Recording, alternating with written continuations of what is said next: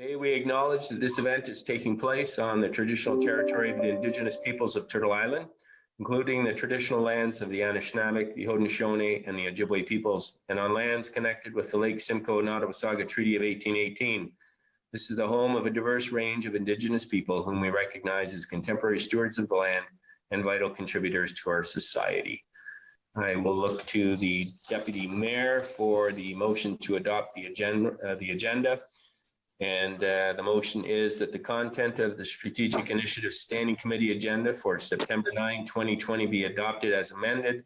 And the amendments are item updated 4.2 CAO 2020-7 Delegation of Powers and Duties Bylaw, September 9, 2020. And number 2, attachment and recommendation added 5.3 initial 2021 budget discussion and expectations and proposed motion. CAO Skinner, dated September 9, 2020. Are there, Councillor, any questions or comments before I call the vote? Seeing none, all in favor of adopting the agenda? That is carried unanimously. Thank you.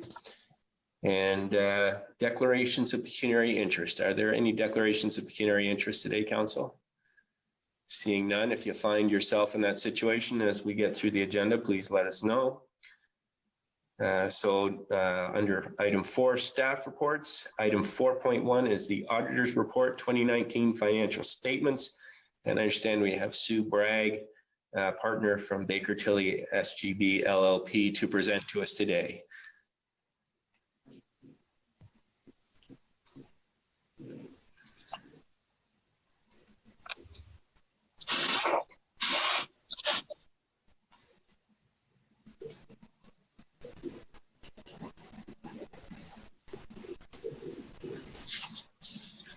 Here's that Sue is with us, so if she can unmute her audio and her video, that would be great. Sue, are you able to hear that and to join us?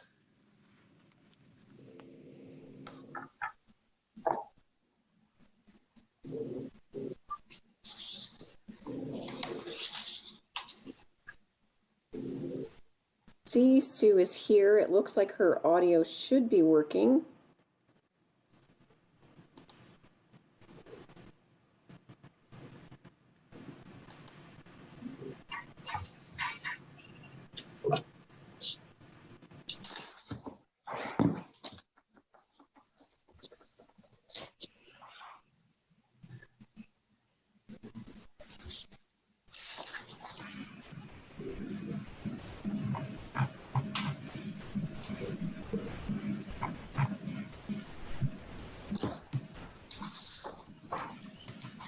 If I could, Chair, I could mention to Sue that there's a little arrow on the bottom of the screen near the microphone where one could choose from several microphones should you happen to have more than one on your computer.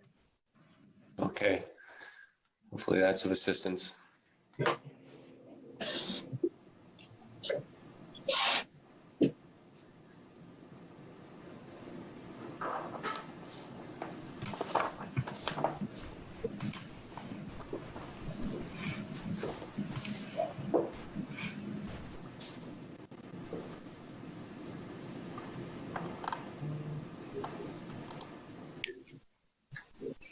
Sarah, if it's of any assistance to Sue, if she would like us to proceed, we can go to the next staff report if she is having some issues and needs some time. I think, Your Worship, she might have left and is going to rejoin.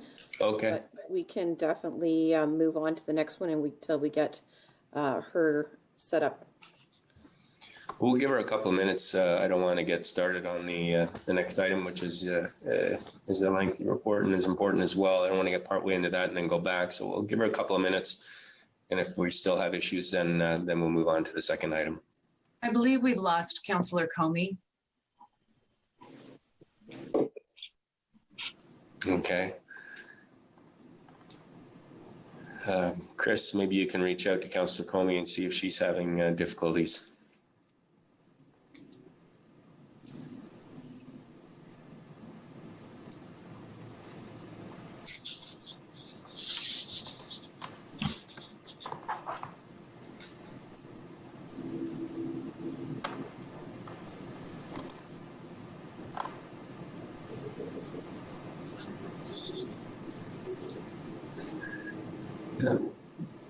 Oh, there's Sue. Hello. Hi, welcome, Sue. We've got you now online, but I'm going to ask you to pause just for maybe another 30 seconds to see if we can get Councillor Comey back.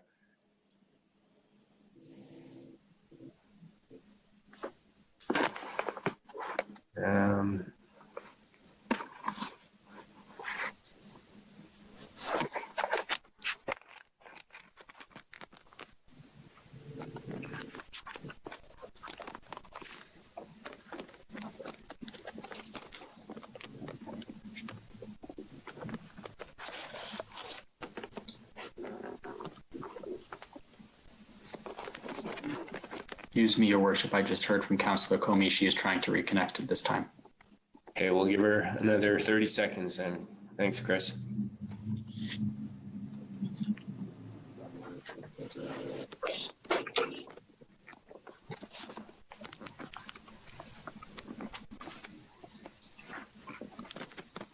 Okay, well, it looks like we have Councillor Comey back. So welcome, Sue, and I will give you the floor. Good evening, everyone.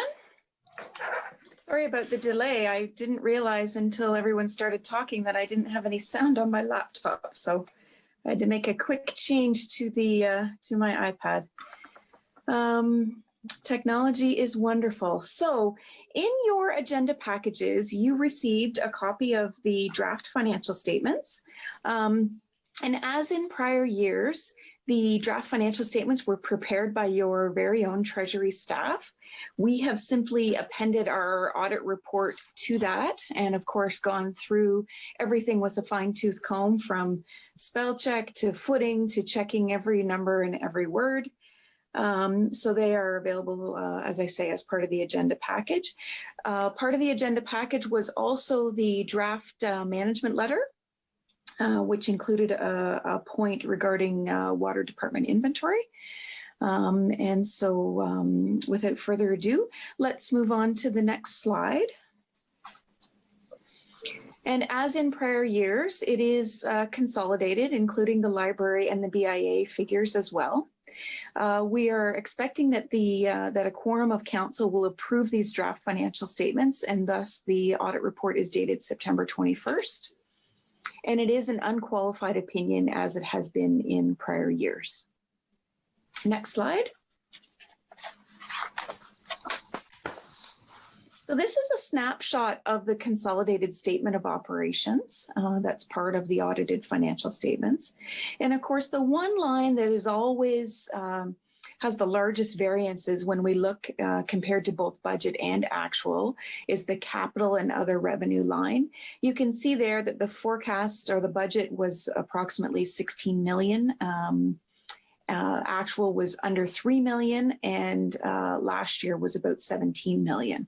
So the capital projects are a very tough area to forecast, particularly when it comes to what revenues are going to be associated with those. And so, you know, not surprisingly, there are some large variances there. Another thing to keep in mind is that that line, capital and other revenues, last year's 2018 figure includes $10.5 million related to the gain on sale of hydro utility, as well as $6.1 million for contributed tangible capital assets, which was largely the assumption of the Mare Mills subdivision. This year's capital and other revenues includes about 2.1 million as the gain on the sale of the airport. As well, there was an adjustment for the contaminated site. So last year we included an expense of 5 million, and there's a further 3 million. So on the balance sheet or the statement of financial position, you'll note that that liability is now up to an estimated figure of $8 million. Next slide, please.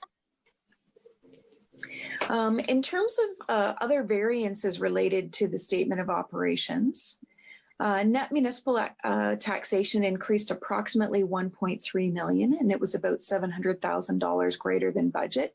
That's mainly due to supplementary taxes. That is a tough area to estimate. Other areas where revenues were up were under user charges. government transfers, and that was largely the modernization grant that was received, as well as investment income. There was far better rates received in 2019 than had been either expected in the budget or last year. Other revenue is lower though, because there was about $1.3 million in dividends received from the hydro utility in 2018. That was not the case, certainly, of course, in 2019, because the hydro utility had been sold by then. Under expenses, in all categories, and this is a large variance that we've talked about every year, the actual 2019 and the actual 2018 figures do not include amortization expense, but certainly, do include amortization expense, but that's not included in the annual budget. Of course, when we set our tax rates, we do not include amortization expense, and so that's why it's not included in the budget column. And amortization is very large. In 2019, it approached $11 million. It was $10.8 million compared to $10.7 million last year. And then last but not least, under the expense variances, there was over $5 million spent on the Judicial Inquiry, and you can see that as an increase over 2018 and the budget, both columns under the general government line. Next slide. So the next 3 pages, the next 3 slides are actually a pie chart that shows just kind of a snapshot of where your revenues come from. So not surprisingly, the largest share of your revenues comes from property taxation.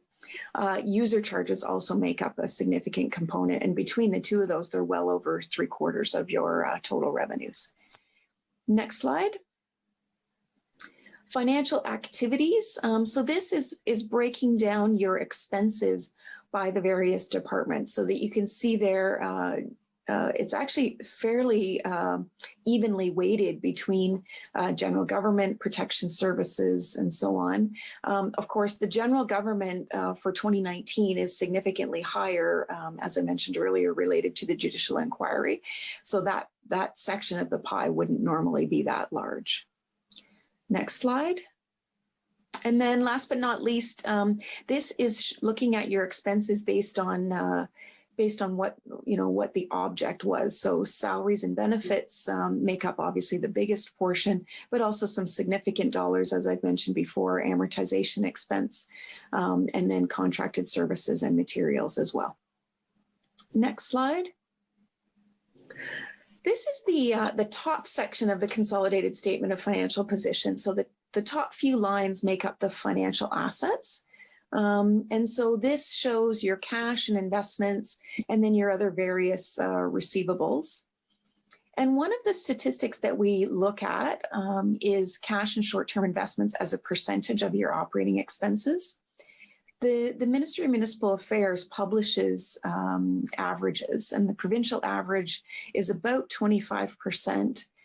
They consider low risk 10%, and we are, far and above that at over 100%. Our cash and investment reserves are very healthy. The next slide.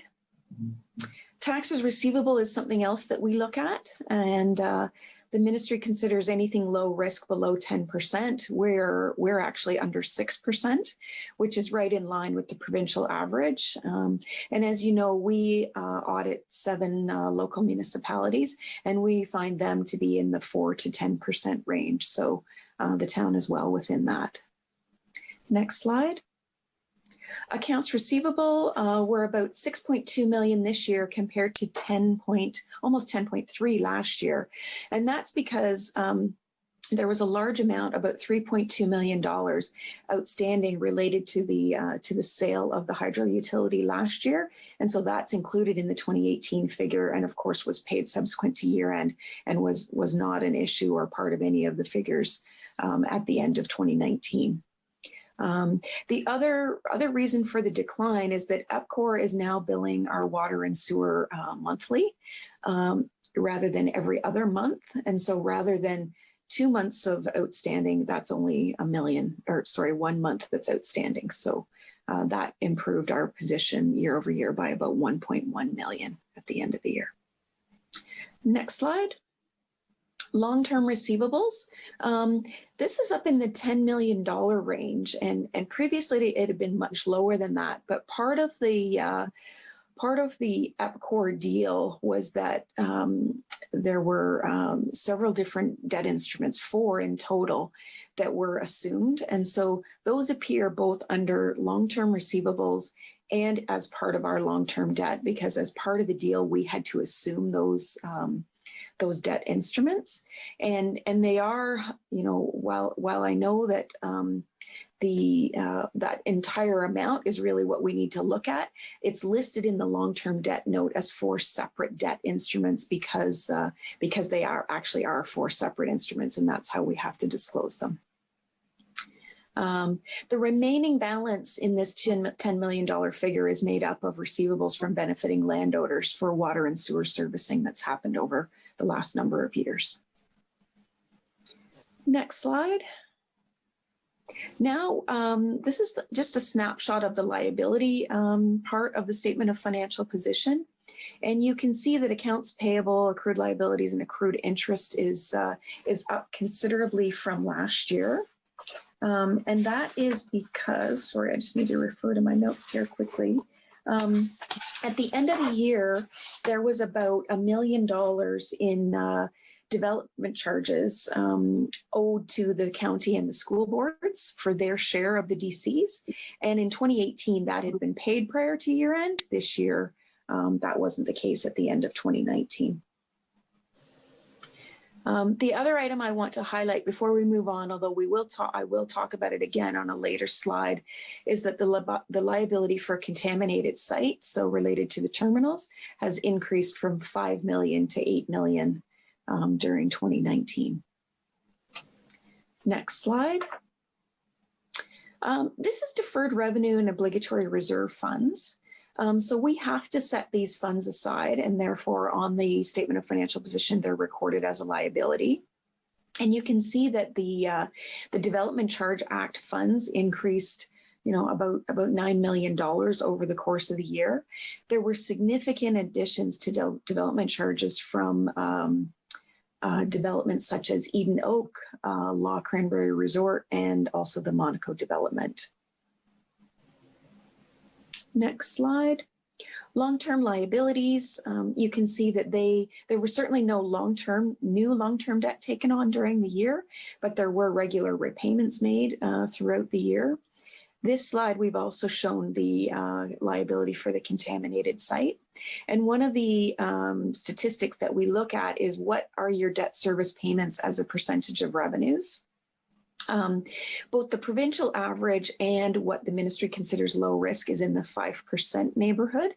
We're up just a little over 8%.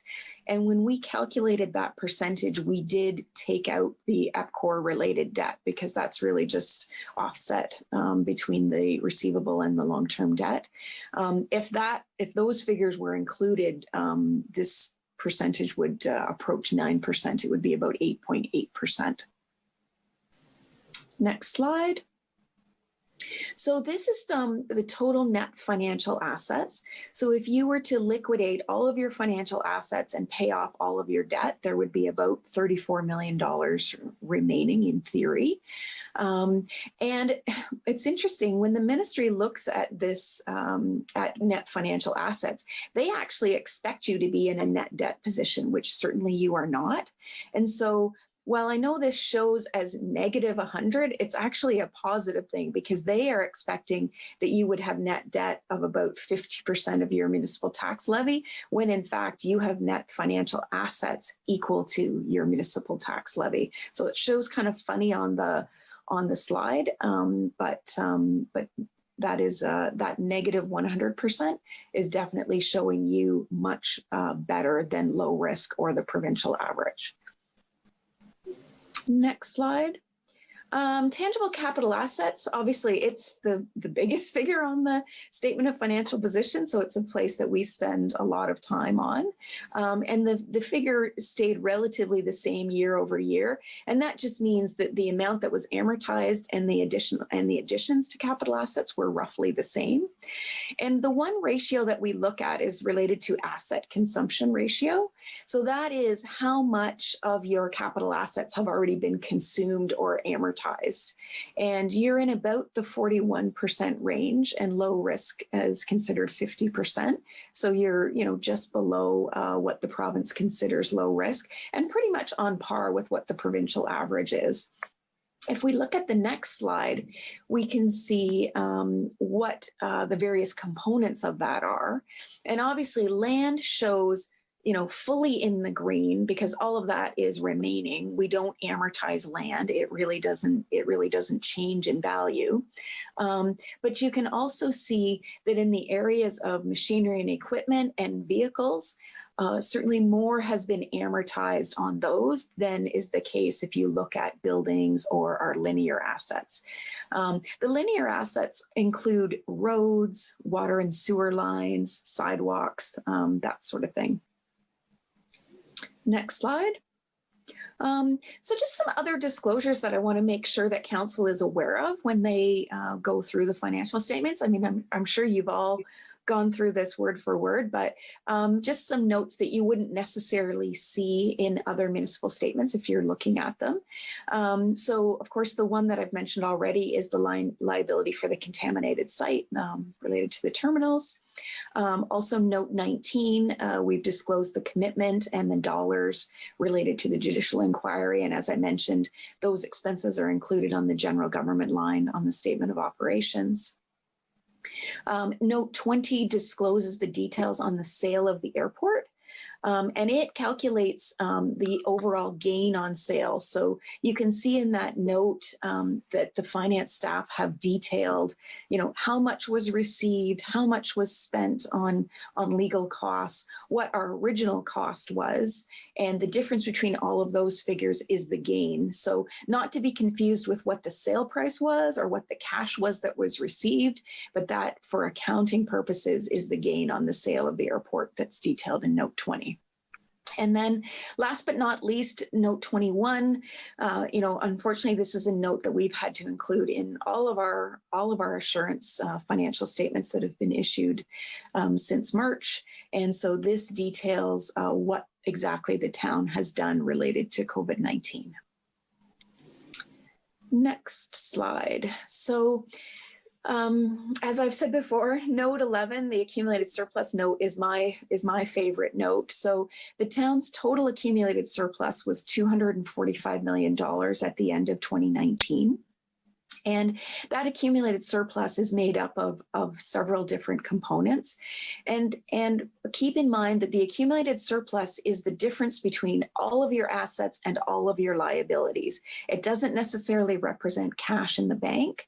And the main reason for that is that, a large portion of that, 245 million, is invested in tangible capital assets. You can see that figure there at 188 million.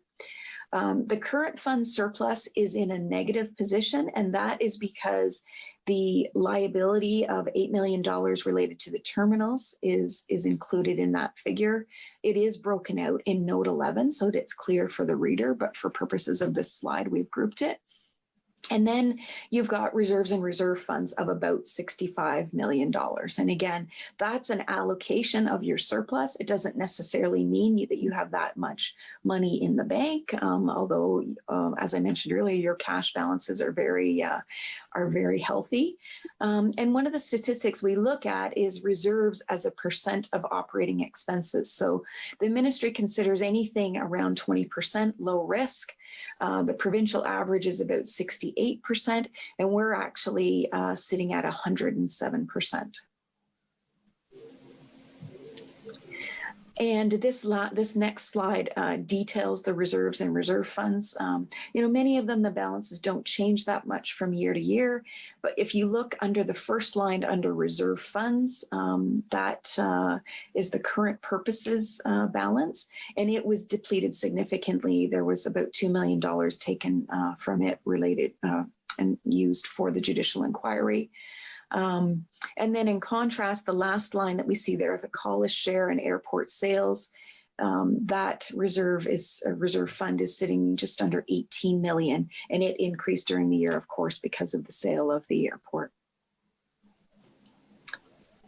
So in closing, I want to make mention of a couple of things. So the first is thank you so much to Marge and her team for their assistance. I mean, as you can appreciate, with having a completely remote audit and many of us working from home on certain days, accomplishing the audit was no small feat for Marjorie's team, or ours for that matter. And so thank you very much for that. Also want to take this opportunity to wish Marjorie a very long and happy retirement. And last but not least, we're looking very much forward to working with Mike Switzer under his leadership in the coming years. So I'd be happy to entertain any questions that anyone may have.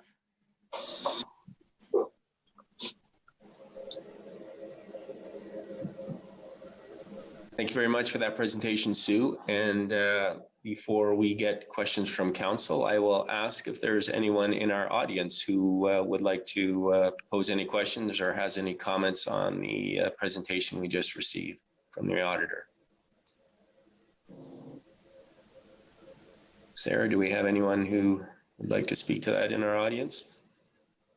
A couple of attendees, and anybody wishing to speak, they can either press the raise your hand feature at the bottom and we will unmute you, or you can enter your question in the chat. And it doesn't appear that anybody wishes to speak to this item at this moment. Okay. Then I will look to council. Council, are there questions or comments on the presentation we just received?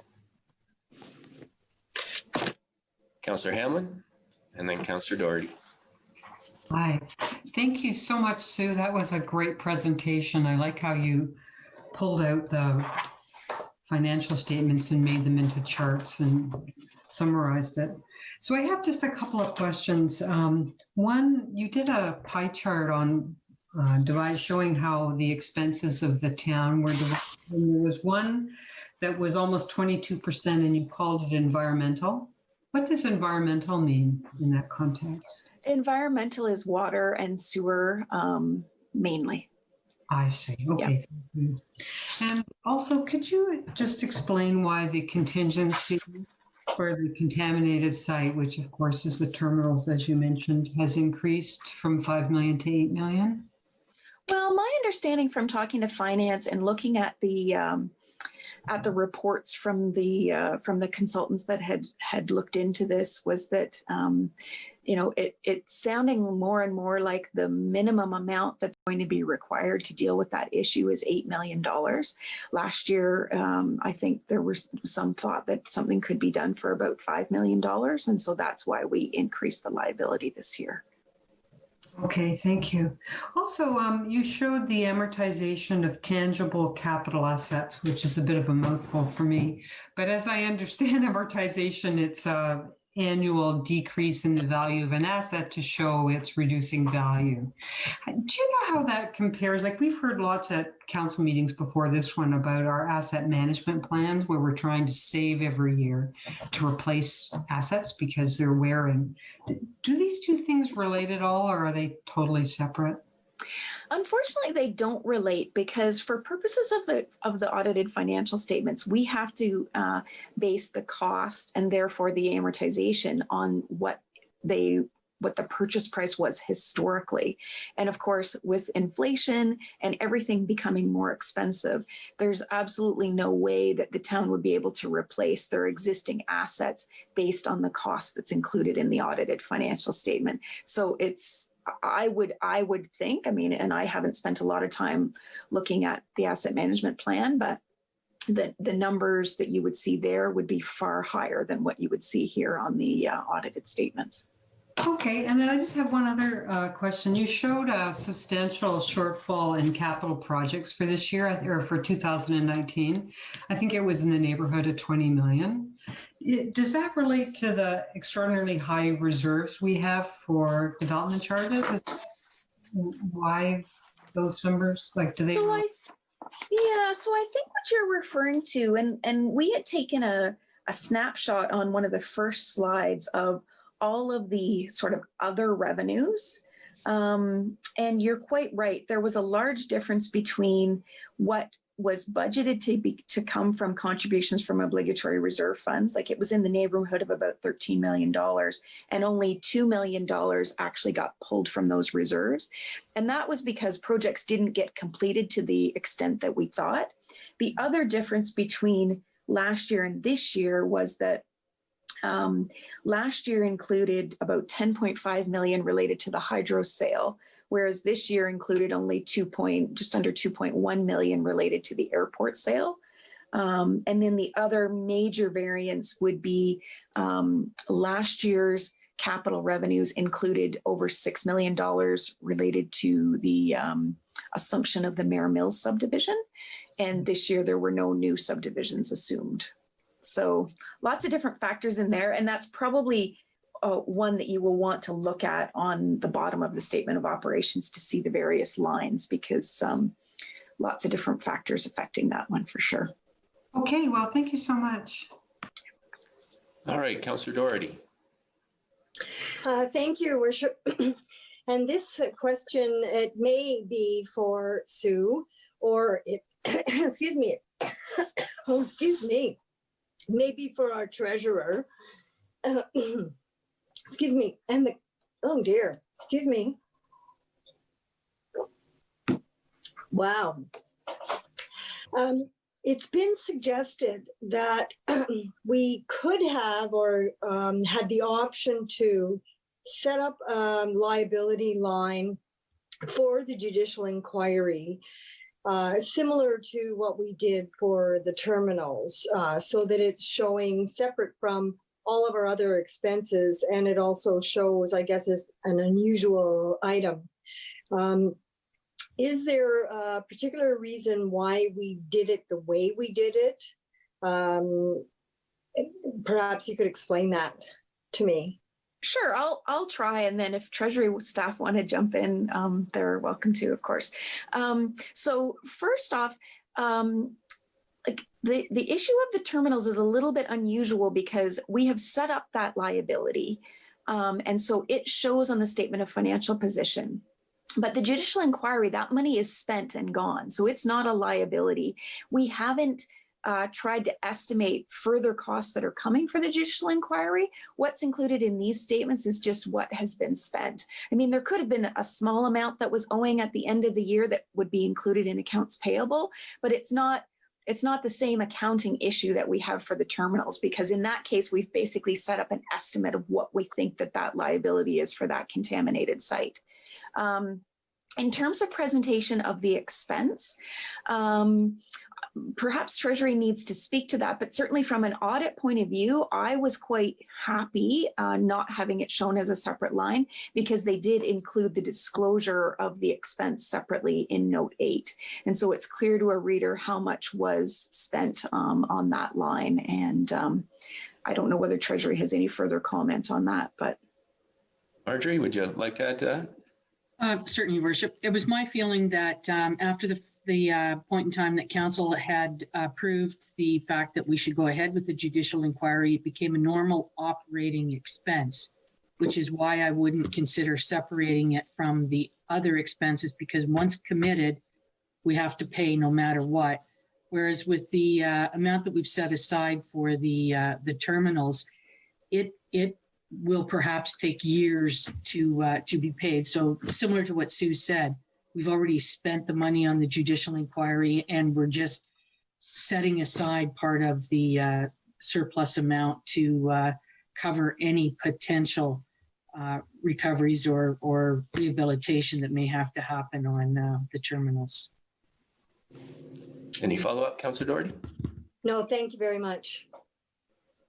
Council, any questions or comments on the audit report? All right, seeing none. I have one, or a couple, I think. Sue, you've been doing our audit now for a number of years, and it seems to me about halfway through our last term, you made a happy announcement at some point that we were in a net financial positive position as opposed to a deficit position. And it looks to me this year that we're about a little over 34 million into the positive. Am I reading that right? Yes, you definitely have positive net financial assets, and not all of our clients enjoy that position, let's say. I would have to go back in prior financial statements to see when exactly that number became a positive number, and I'd be happy to provide that to you later this evening if that's helpful. Oh, well, that would be great. I guess really I'm just looking at the trending, and we're going in the right direction, it seems to me. Oh, for sure. And as I look at a number of the comparators that you put in, and thank you for doing that, it shows that we're in a fairly strong financial position compared to the provincial average and the recommended levels. Yes, in many instances, for sure, you're tracking better than the averages. Great. Those are my questions. And unless there's any other comments or questions, I will read in the resolution. It's moved by Councillor MacLeod and seconded by Councillor Comey that the Auditor's Report 2019 financial statements be received. And I will call the vote then. All in favor? And that is passed unanimously. Thank you very much, Sue, for all your hard work, and to you and your team. And we will look forward to passing these at our September 21st meeting. Great, thank you. Great, have a good night. Next item on the agenda is the delegation of powers and duties bylaw. And I will ask Clerk Almus to present, please. Certainly, thank you, Your Worship. To members of the committee. So this really is a group effort on putting this bylaw and policy together that's before you tonight. So we'll get into the background. So our next slide. So under Section 270 Municipal Act, it requires municipalities to adopt and maintain a policy with respect to delegation of its powers and duties. Collingwood has not had such a policy in place. We have a few bylaws that provide for specific delegated authority, but not a blanket bylaw policy. Staff have been doing a number of these items for various reasons, whether it's been included in their job descriptions or it's been minor in nature or past practice. So it's very important to ensure that appropriate council delegation has been provided. So this policy provides the CAO, department heads, and in some instances, their delegates, the ability to perform minor administrative or operational contractual obligations on behalf of council. This delegation permits council to focus on policy setting over day-to-day operations of the corporation and creates much greater administrative efficiencies. Next slide. So council's overarching authority. All delegation of council powers, duties, or functions shall be effected by bylaw or council. Unless a power, duty, or function of council has been expressly delegated by bylaw or resolution, all the powers and duties and functions of council remain with council.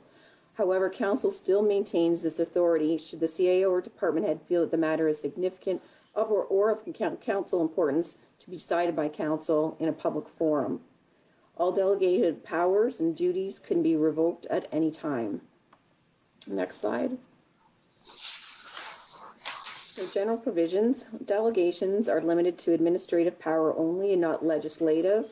So an example would be staff could not enact a bylaw, nor could staff pass a budget.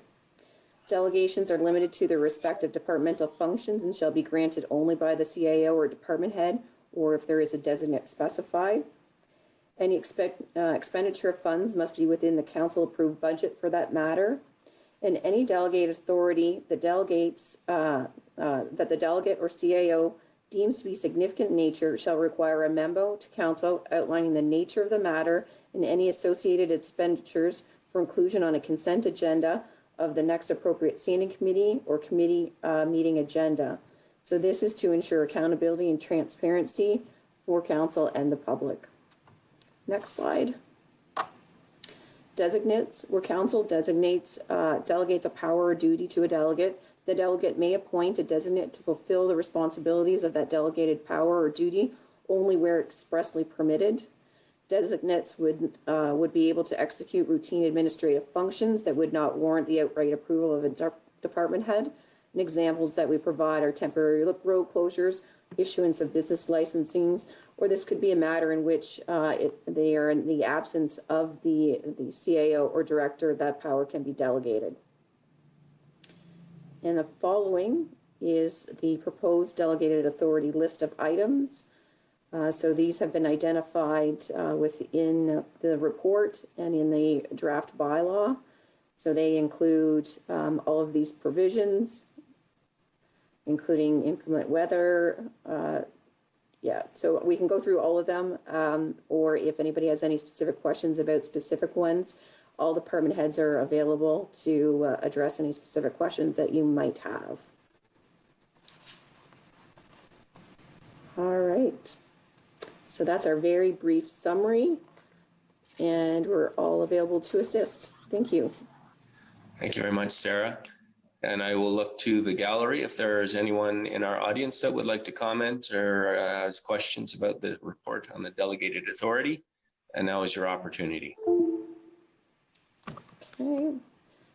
We do have a number of attendees, and it does not look like an individual wishes to speak at this time. Just a reminder, you can enter a question in the chat, or you are welcome to speak to the delegated authority bylaw by indicating in the chat. There seems to be some activity in the chat box there, Sarah. So it looks like Matthew Pretty would like to talk.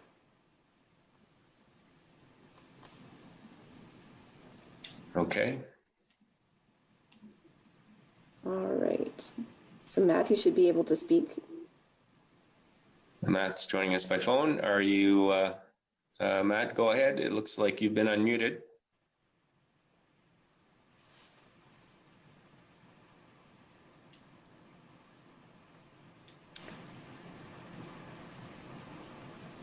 Go ahead, Matt. Okay. I just had to do *6. I'll just turn this down here. With regards to road closures, do we have the proper signage, such as in the wintertime, such as Harbour Road or 26 if we had a flood over near Niagara? Do we have the proper signage for climate change issues, such as floods, high wind, high water? Do we need to invest in new signage due to extreme weather events such as floods or high winds? That's my question. Okay, thanks, Matt. We're talking about the delegated authority, but if we have Peggy on from Public Works, perhaps Peggy could answer that question. Good evening. Yes, we do. Yes, Public Works has a supply of road closure signs and barriers and things that we need for all kinds of different emergency closures. Okay. And certainly we do have a budget. If we need more, then we do have an operating budget where we can purchase those under. Okay, that's good. Thank you. I just wanted to add that, and I'll stand by. Okay. Thank you. Is there anyone else, Sarah, that's from the gallery? Does not look like there's anybody else wishing to speak to this matter at this time. Okay, thank you. Well, then I'll open the floor to council. Council, are there any questions or comments? Councillor Jeffrey. Thank you, Mayor Saunderson. Through to the clerk. I think you were answering my question as I was writing it down, but I just wanted to clarify. My question was how soon after a delegated authority was used was it reported? I think you said the next council meeting. Is that what I heard? Is that correct? Yeah, so that's great. And this is more of a formalization of our current practice as opposed to really a lot of new items being taken on. Would that be a correct summarization? A majority of these functions are very administrative through your worship to Councillor Jeffrey. So this is really a very important tidy up document for us. There is a couple new items that are identified in here, but that is correct, Councillor Jeffrey. Okay. Thank you, Mayor Saunderson. That's great. Thank you. Councillor MacLeod. Thank you. Through your worship to the CAO on this topic. We are currently under delegated authority and have been since March the 16th. Director Skinner, or CAO Skinner.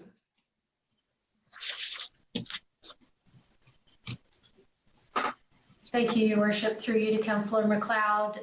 That is a good point. We do have delegated authority for COVID-related decisions to the CAO for the existing services. So we can bring existing services, back online or adjust them as needed for COVID purposes. That's a great point. And as a follow-up, is there, are we expecting a report on that fairly soon? On actions that have been taken, or are we sort of getting it every time we meet? I think we kind of get a little bit every time we meet, do we not? Sonia? Through you, Your Worship, to Councillor McLeod. We do try to keep you informed each time that we have used them, but I would defer to the clerk. I believe that we were, there was a requirement to provide a summary of the use of the delegated power over time. Could you please clarify if we need to do a full summary? Certainly, through Your Worship to CAO and Council. I believe that it was at the end of, actually, I would prefer to look at what it actually says, and I'll advise Council, but it was either through the regular updates provided by the CAO or a summary at the end of the COVID event. So I will look and confirm. Okay. One last follow-up through you, Your Worship. When do we expect the COVID event and thus the delegated authority to be over? I know the province has said so, but the county has not.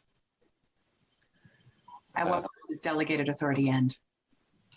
CAO? That's a wonderful question. Thank you through the through Your Worship to Councillor McLeod. We had not anticipated the ending of the authority. I think that we would, once we got these services, we fully got back to full services. There'd be very little intention or requirement, in fact, to use the authority unless we had a resurgence of COVID and, for example, needed to shut down an arena quickly or the pool, for example, between committee or council meetings. So I hadn't anticipated a date, but I think it would potentially be related to the finalizing of the emergency by the county and the province. Thank you very much. Council, any other questions or comments? Councillor Hamlin? Thank you, Mr. Mayor. One of the matters that's on here is the ability through delegated authority to sign minutes to settlement for matters that are before LPAT.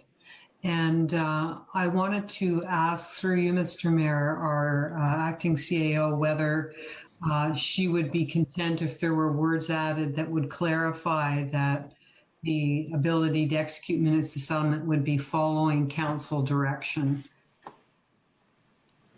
Yes, I think there was an email that went out, and go ahead, Sonia. Thank you, Your Worship. Through you to Councillor Hamlin.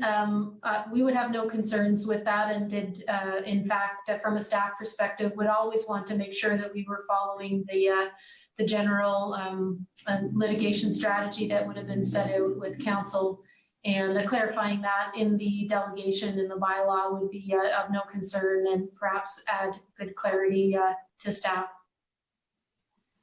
Thank you. And just as a follow-up, Mr. Mayor, I'm just wondering how, I'll say technically, we can have that change made for when this comes forward to council.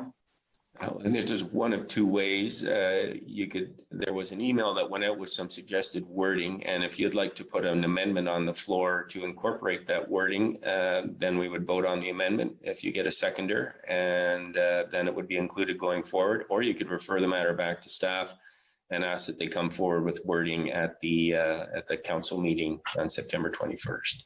Well, I think I'd like to do the second option, Mr. Mayor, and have staff come back with the wording they're happy with. Okay. So then what we will do is move forward with the motion today with the format that it's in, on the understanding that staff will come back at the council meeting with suggested wording to include the amendment that you're suggesting. And I'm just going to look to the clerk to confirm that that's going to work, so that we deal with this up front to make sure we're going to give ourselves the room to do this. Sarah? Through your worship to council, I think that would be an appropriate way to move forward. We will include it in the amendment section of the staff report when it comes forward on the 21st. I know staff specifically have looked at that item, as CAO Skinner had indicated today, and are supportive of that change. So we'll make sure it's identified in that report. Okay. Thank you. Council, any other questions or comments?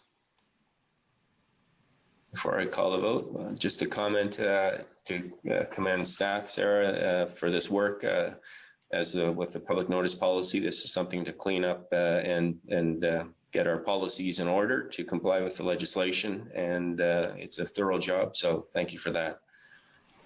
Perfect. Thank you.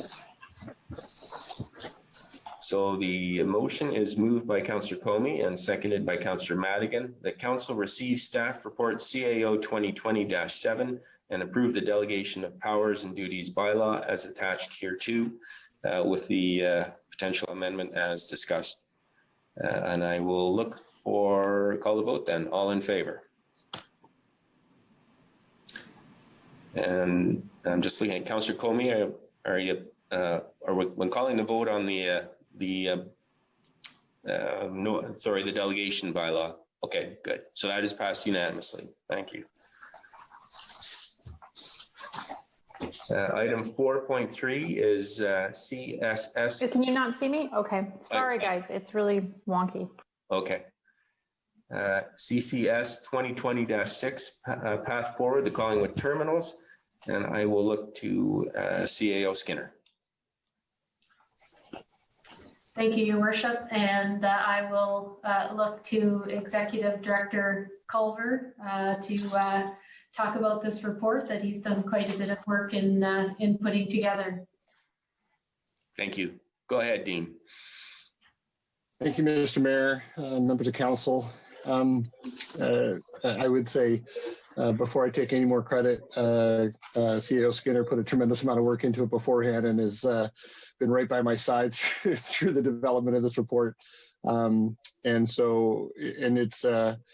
will say that, prior to this, when it was first sort of started the conversation, or Sonia and I first started the conversation, I saw this project as nothing but completely daunting.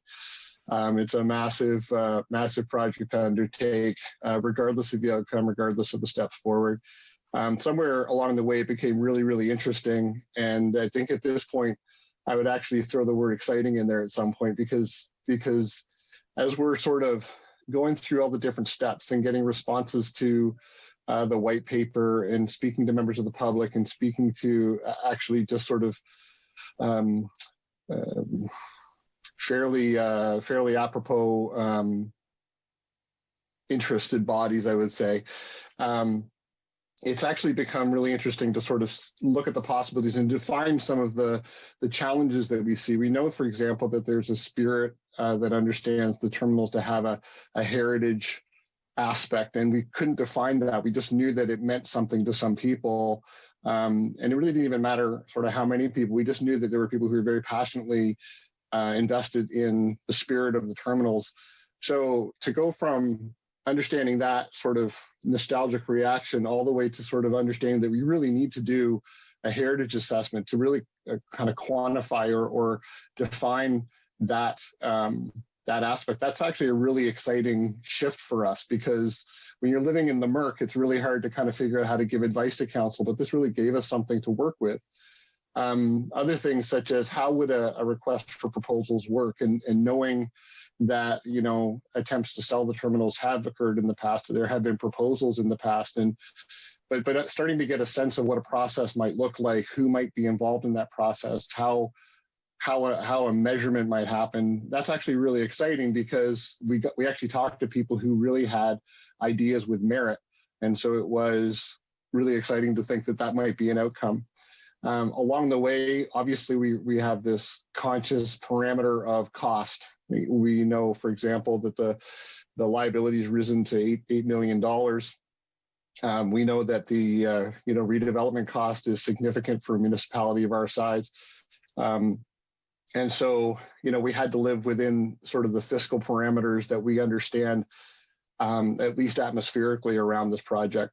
But along the way, I have a sense of optimism that I can say the sense of optimism. I have a sense of certainty that we are providing you with a solid recommendation from which we can work forward. So to quickly go through that, as I mentioned, one of the recommendations is that we conduct a heritage assessment. I spoke to a really intelligent gentleman, Sean Fraser, who worked with actually with MMAH now, but he's a provincial policy advisor. And he talked about the value of it and how it actually happens, what a statement of significance means, and how it will allow us to develop characteristics or an understanding of characteristics for the terminal, that whether the ultimate fate of these buildings is to be knocked down, we still have an understanding and we know what we can do in replacement of the building or to preserve and look after that, those attributes. If the building is to remain and we have a solid proposal, we can learn what attributes need to be protected and preserved through an RFP redevelopment. So we learned that was a really good idea. So that's one of our recommendations. Obviously, we're also recommending that we move to a request for proposals, looking for a public-private partnership. Sonia has a great deal of experience in P3s. I have much less. I've been learning as I go. I do think that we're in agreement that we need to provide secure some P3 expertise to help guide us in this process, so that we can understand what's in the best interest of the community, as well as what is our best opportunity to develop a solid working partnership with a positive outcome. We've estimated through a number of contacts that could cost as much as $300,000 to run that process, and we identify it as an upset limit because there is some potential for it to go beyond that. We're pretty comfortable with the $300,000, but we want to work in partnership with council so that you have the understanding that we may come back and suggest a higher number, depending upon how we go about developing this process in conjunction with experts. Obviously, we have a recommendation in there, and I think it goes with us saying that any proposal, the recommendations of a guidance group that we'd be forming would come back to council for final approval. And then the final recommendation is requesting a placeholder of $3.5 million. And the reality is that there is almost no way that this is not going to cost the town of Collingwood some money. As we understand, there's an $8 million liability. There's a much bigger number for having the buildings remain under town ownership and under town management. But there has to be an investment. We're certain of this based on a number of things, not the least of which is the property just needs work. So the road itself, as everybody I believe is aware, is in dire need of upgrade. It needs to be. We're pumping it out twice a week now, getting water out of the way as it deteriorates. The parking conditions there with triple the normal volumes of traffic out of the harbor this year. We need to fix parking. We need to formalize parking. There was a waterfront master plan. So these are all investments that effectively relate to the terminal buildings. And so as we go through the process of determining what's going to happen with the terminal buildings, this would be, for lack of a better word, our skin in the game. We'd be looking at some sort of investment in partnership with a proponent, and understanding and want council to understand that there is an investment. It may result in something that we have to do regardless of whether the terminals stand up and down, but it is something that we're going to need to do. So those are the recommendations. I think the report, it goes into some detail about sort of what a heritage assessment does. It reflects on the public policy objectives that were identified through the white paper. I guess at this point, I would just suggest if you have any questions, Sonia or I can try and help. Thanks, Dean. Before we get to council, I will look to Clerk Almas to see if we have anyone from our audience that would like to comment on the staff report on the terminals. of people present. If anybody wishes to speak, please advise us in the chat. We do have an individual, James McCrimmon, that would like to speak, so we will unmute him. Okay, thank you.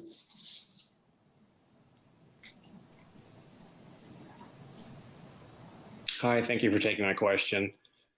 My question is, have you thought of having qualified silo or terminal engineers who are experts in the grain silos to actually evaluate the property? In the sense that Tacoma and previous people were engineers for buildings, but not necessarily the silo, which is a different sort of animal. Has that never been thought? I'll look to either the CAO or Executive Director to answer that. Through you, Mr. Mayor, no, we haven't really specifically sought out engineers that specialize in grain silos.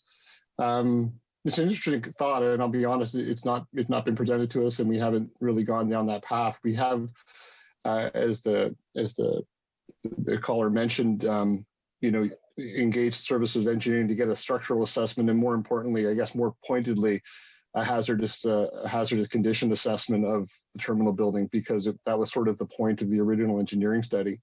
I guess I'd have to sort of understand, and maybe the caller can detail a little bit the reason why, because if we're not in the grain business, and I think they've been disabled as a grain facility. However, I'm just sort of looking for more information from the caller as to why that might be a good idea. Absolutely. I mean, there are companies, one in particular in the United States, Burton, and they specialize on grain silos that are now defunct, as ours are. But then they do go in and they look at it in a more, I guess,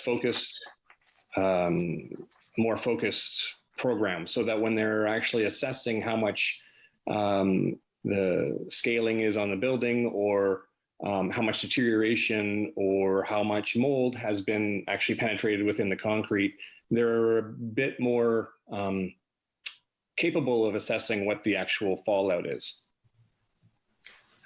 What I might suggest is that either Executive Director or CAO, James, if you can leave your contact information with or post it and leave it with our clerk, that you can connect offline and have that discussion.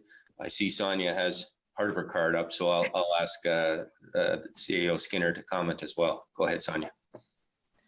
Thank you, Your Worship. Through you, I had talked with Dr. McCrimmon a while ago about some of his interests and ideas, so we have exchanged contact information. And I would just summarize briefly that I think if we had a specific purpose for the silos, we might invest in some more, or for that matter, ask the proponent to invest in a more detailed review for a certain purpose. And I appreciate the input he's already provided. Thank you. Okay. Thank you. So is there any follow-up to that, Mr. McCrimmon? Well, one last question. If there were a proposal made before September 2021, is there a possibility that the council would be able to review the proposal? Well, I wouldn't make a commitment off the top. We have procurement obligations, and my understanding is that it would have to go through those proper channels. That's not to dissuade you from submitting anything, but I think any decisions that council makes with staff input would have to be done through an open and transparent process. But again, I would invite you to contact staff offline and follow up on that. Absolutely. Thank you. Thank you. Sarah, do we have anyone else? Your Worship, Matthew Purdy would like to address the committee. Okay. Go ahead, Matt. Yes, hi. It's 6:04 p.m. I was just wondering, could I have a minute to propose something? Well, you can phrase it in as a question, Matthew. Yeah, that's it on the table. And we've got a full schedule, so you've got to go ahead. Okay, so my vision for the elevator would be something of a tourism spectacle. Is it possible to make the top floor into a tourism museum? The one idea I had was a museum. Director Culver and Sonia, the CIO, Sonia, how about considering a museum approach with a private-public partnership that might be condominiums for the ship, sailboat, waterfront master plan? What about using more of a museum approach regarding the history of the shipyards? Like, look at Duluth, Minnesota. Everyone's got to look at Duluth, Minnesota's live camera and their harbor. It's just beyond anyone's imagination. Like, that is a working harbor. What about a museum tourism opportunity with the elevator, an actual elevator that takes people up to the top platform where people can look out and see the bay and all this kind of thing, and make it a working, employed space that the town owns and runs with a private-public partnership, as is on that PDF. Over to you. That is my question and proposal. Thank you for that, Matthew. I think as we're hearing from Director Culver and CAO Skinner, this is an open process, and we're looking to going out to look at all options and explore all options. And if we are able to find a private partner that would do that, then that would something we consider. Go ahead, Executive Director Skinner. Yeah, I think. Thank you, Your Worship. I think something that needs to be sort of set up front is that there is no shortage of ideas. We've discussed with many proponents, many potential proponents, a wide range, an unfathomable range of concepts for the terminals. Mr. Purdy is suggesting another one, and that's a fantastic idea. But one of the things we're constrained by is the town's ability to spend the minimum base amount of $10 million to restore the terminals to their to a simply serviceable state, and then further develop beyond that. So that's a very difficult thing, which is why staff are proposing an RFP process that would where a proponent would carry the load of that financial burden. So, Director Culver, stage one is maintenance. The $10 million investment, as Councillor Madigan would know, step one would be just maintenance, and then we would go more fancy. Right now, it's just hold back, get it done, and what's that going to cost? What would you average that cost to be to keep it, to maintain it, to bring it up to standard so it's not a liability? What's that going to cost the town? Well, I think, Matt, what the staff is reporting today is that we go out for tenders, proposals to look for partners to push this thing forward. We're setting aside a contingency of $3.5 million to assist, and so I think we're starting the process now. Sure. So I don't know. The waterfront master plan. Very good. I will sign off here. The waterfront master plan has to be followed, and we need to maintain the harbor. We got to bring it up to standard. We need more bathrooms down there. But good job on Heritage Road. Mission accomplished. It was re-leveled, and there's thousands of people down there this summer. And honestly, engineering and PRC stepped up, got it done, got it leveled, and the washrooms are deployed. Good job, Town Council. You did an excellent job this summer. It was a hell of a summer. So thank you. I'm going to mute myself. Thank you very much. Thank you, Matthew. And we still have 3 weeks of summer left, officially. Don't wish it away. All right. Is there anyone else, Sarah, who would like to address from the gallery?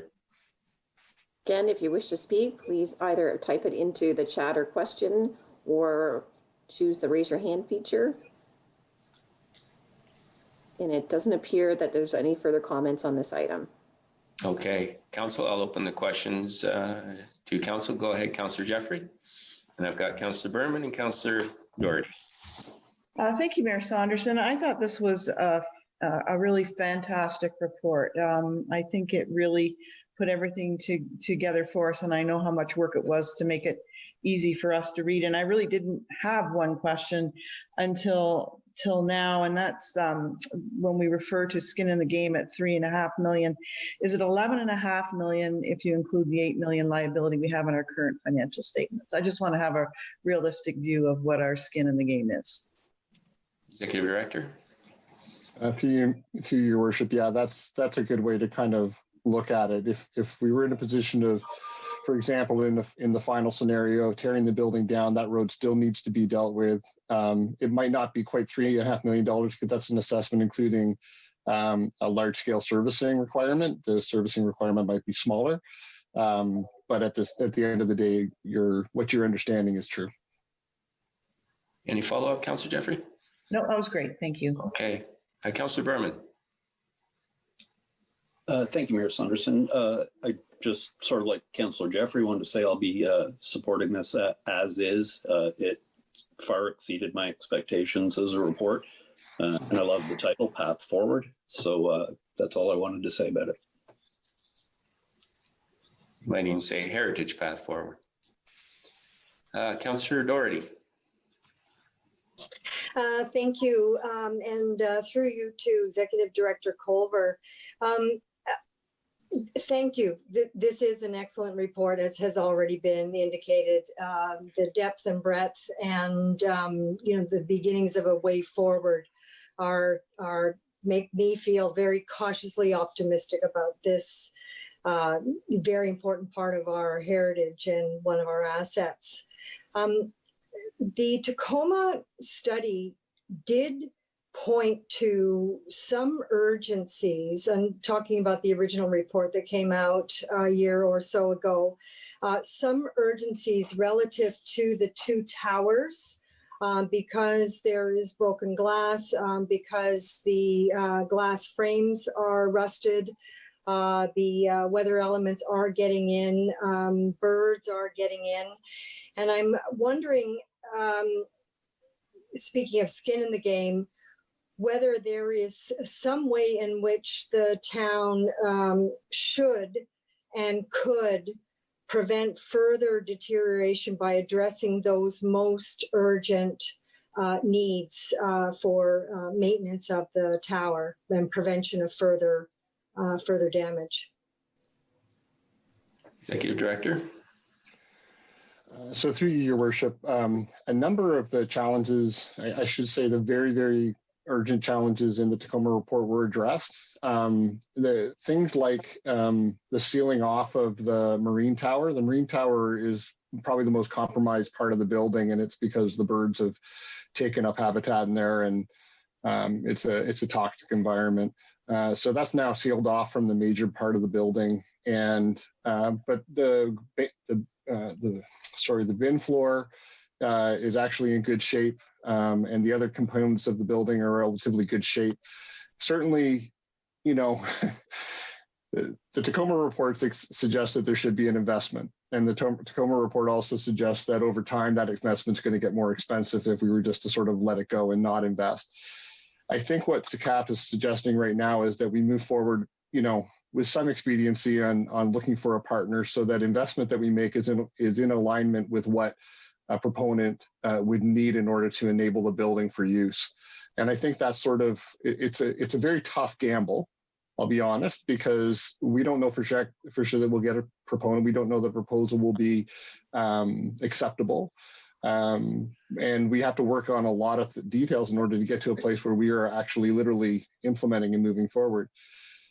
But for staff to suggest a major investment in the building at this point before receiving proposals is potentially spending money where money would not be properly placed.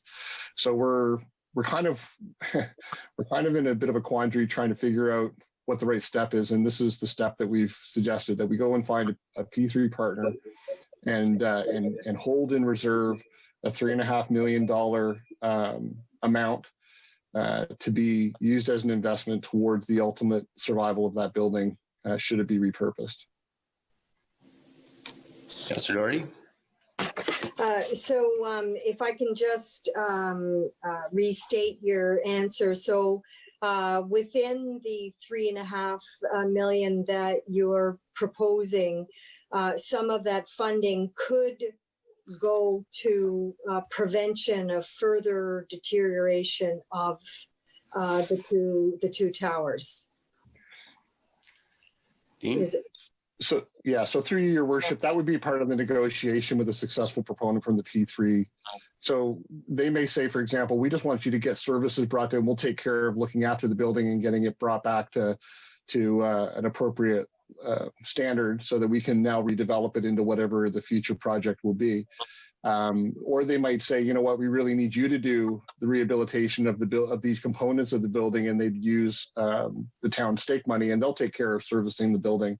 It could be a number of outcomes. So I'm agreeing with you. I just want to make sure we're clear on sort of, yes, there is still a TBD amount of a component of this project because we don't have a proponent. We haven't seen proposals. I guess I thought that your question really had to do with, would we invest in it today? And that's a tough question to answer because investing in it today may not be the right investment given what we're going to find out through this RFP process. So that's sort of, hopefully that helps. I see. Skinner, I saw you had your card up there. Would you like to add to that? Thank you, Your Worship. Through you also to Councillor Doherty. After the report from Tacoma, Council had approved some immediate items for maintenance. So there was a closing off of a number of windows. There was tie-offs on the roof so staff could be safe while they were doing some of the work. I think there might have been a securing of some staircases, Yes.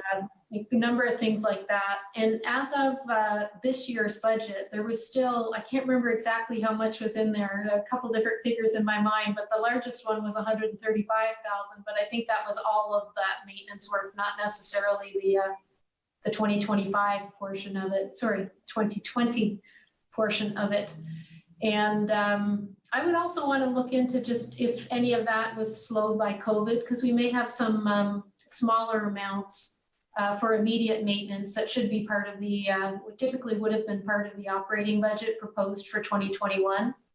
If so, they would be minor amounts, but there is a short list of items that were proposed in the Tacoma study just to arrest immediate needs. And I think those are the ones that you might be talking about, and we haven't forgotten those. Thank you. Any follow-up, Councillor Doherty? Not at this time, thank you. Okay, Councillor McLeod. Thank you. And through you, Mr. Mayor, to Executive Director Culver, I too want to pass on my thanks, and not just for the report that you have created, but also for your enthusiasm that you appear to have developed through the course of this project.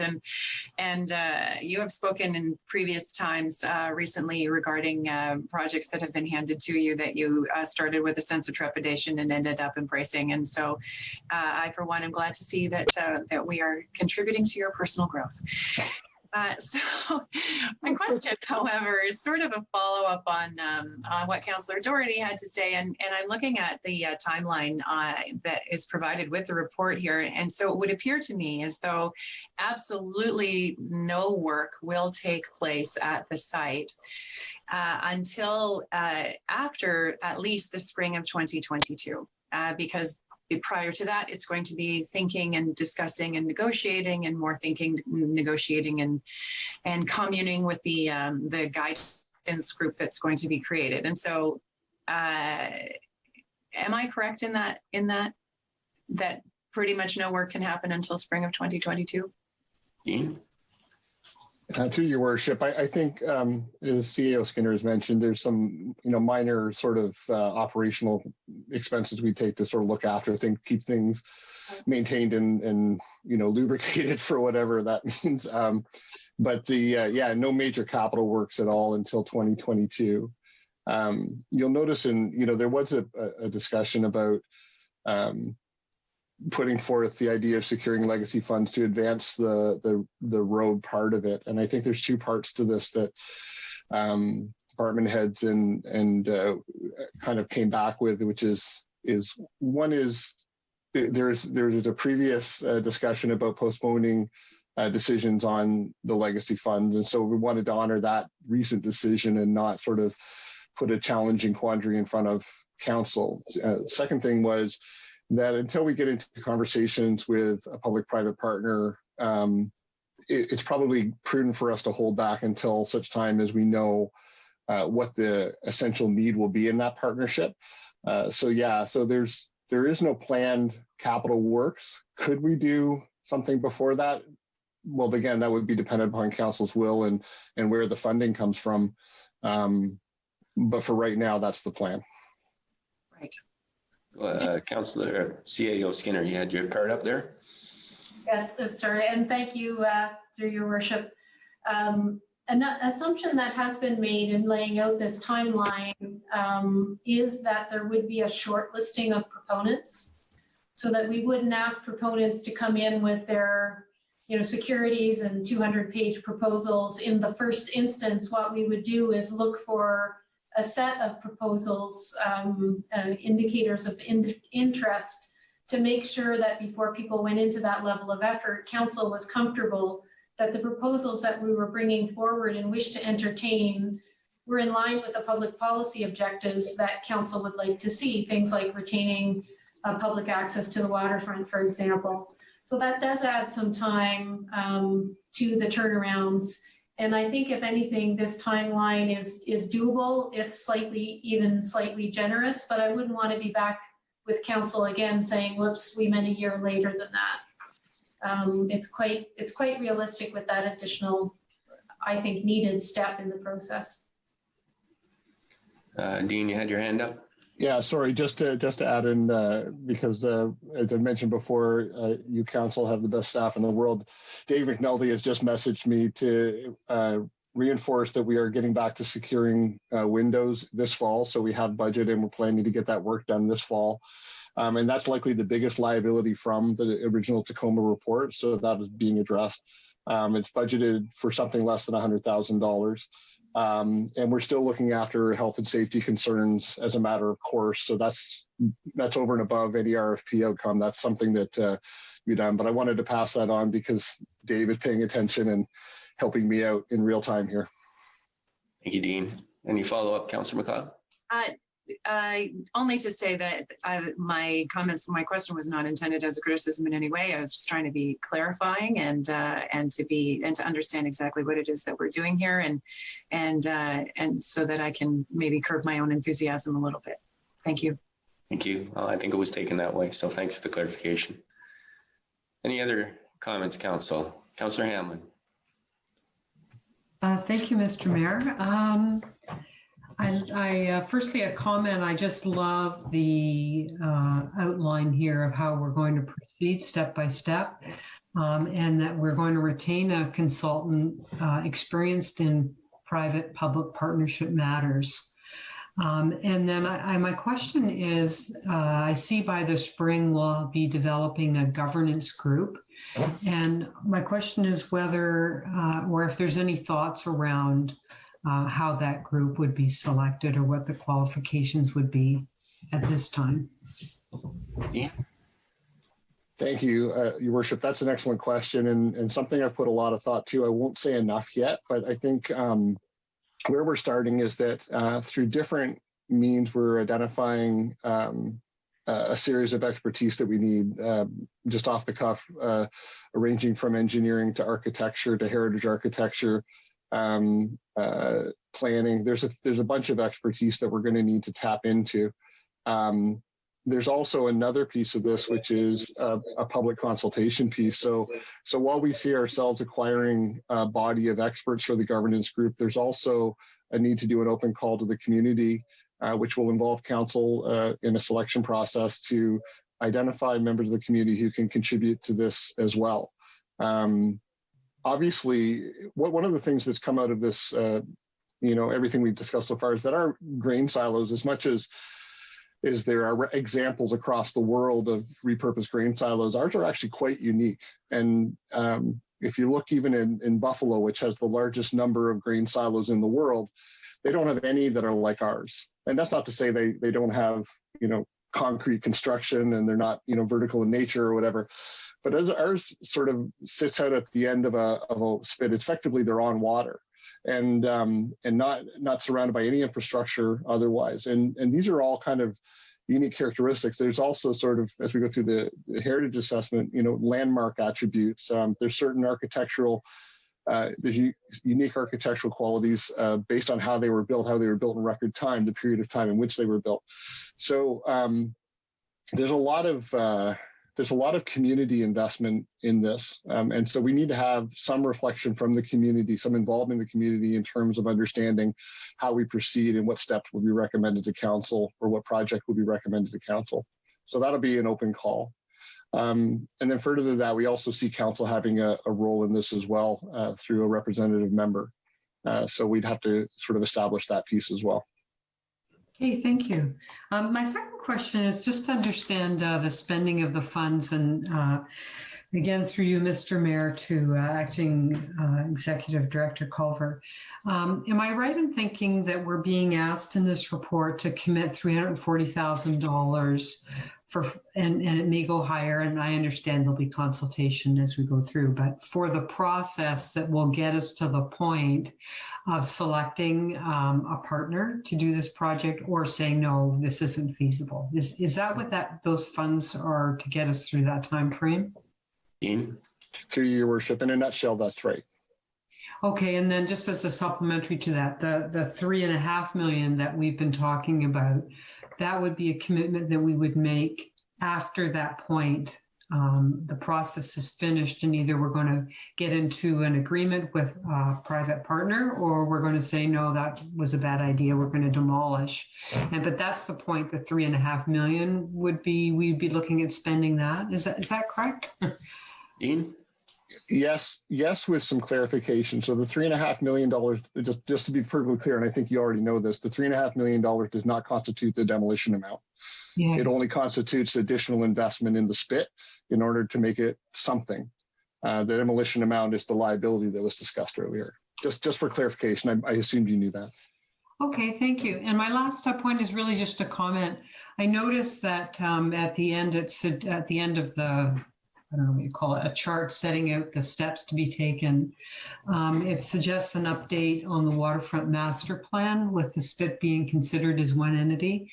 And likely by the time we get to that point, our new official plan should be well underway in terms of its final drafts and so on. And that waterfront master plan will get incorporated into our official plan. So really just a thought for staff to consider maybe making that spit area a special study area if we get out of sync with where we're going to be at in terms of this public-private process. And that was all. So thank you. Thank you. Council, any other questions or comments before I call the vote? It's a lengthy vote, but before I do put it on the table, I want to just add my congratulations to staff.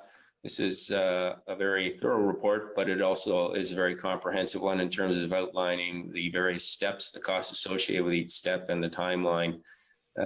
It does give me a little bit of deja vu. I think the Deputy Mayor will recall that back in 2012, the Central Park Steering Committee did ask Council to invest in a market sounding to look at potential opportunities for the terminal. So we've got here, and I think we're in a good place and the timing is right. So with that said, the motion is moved by Councillor Madigan and it's seconded by Councillor Doherty.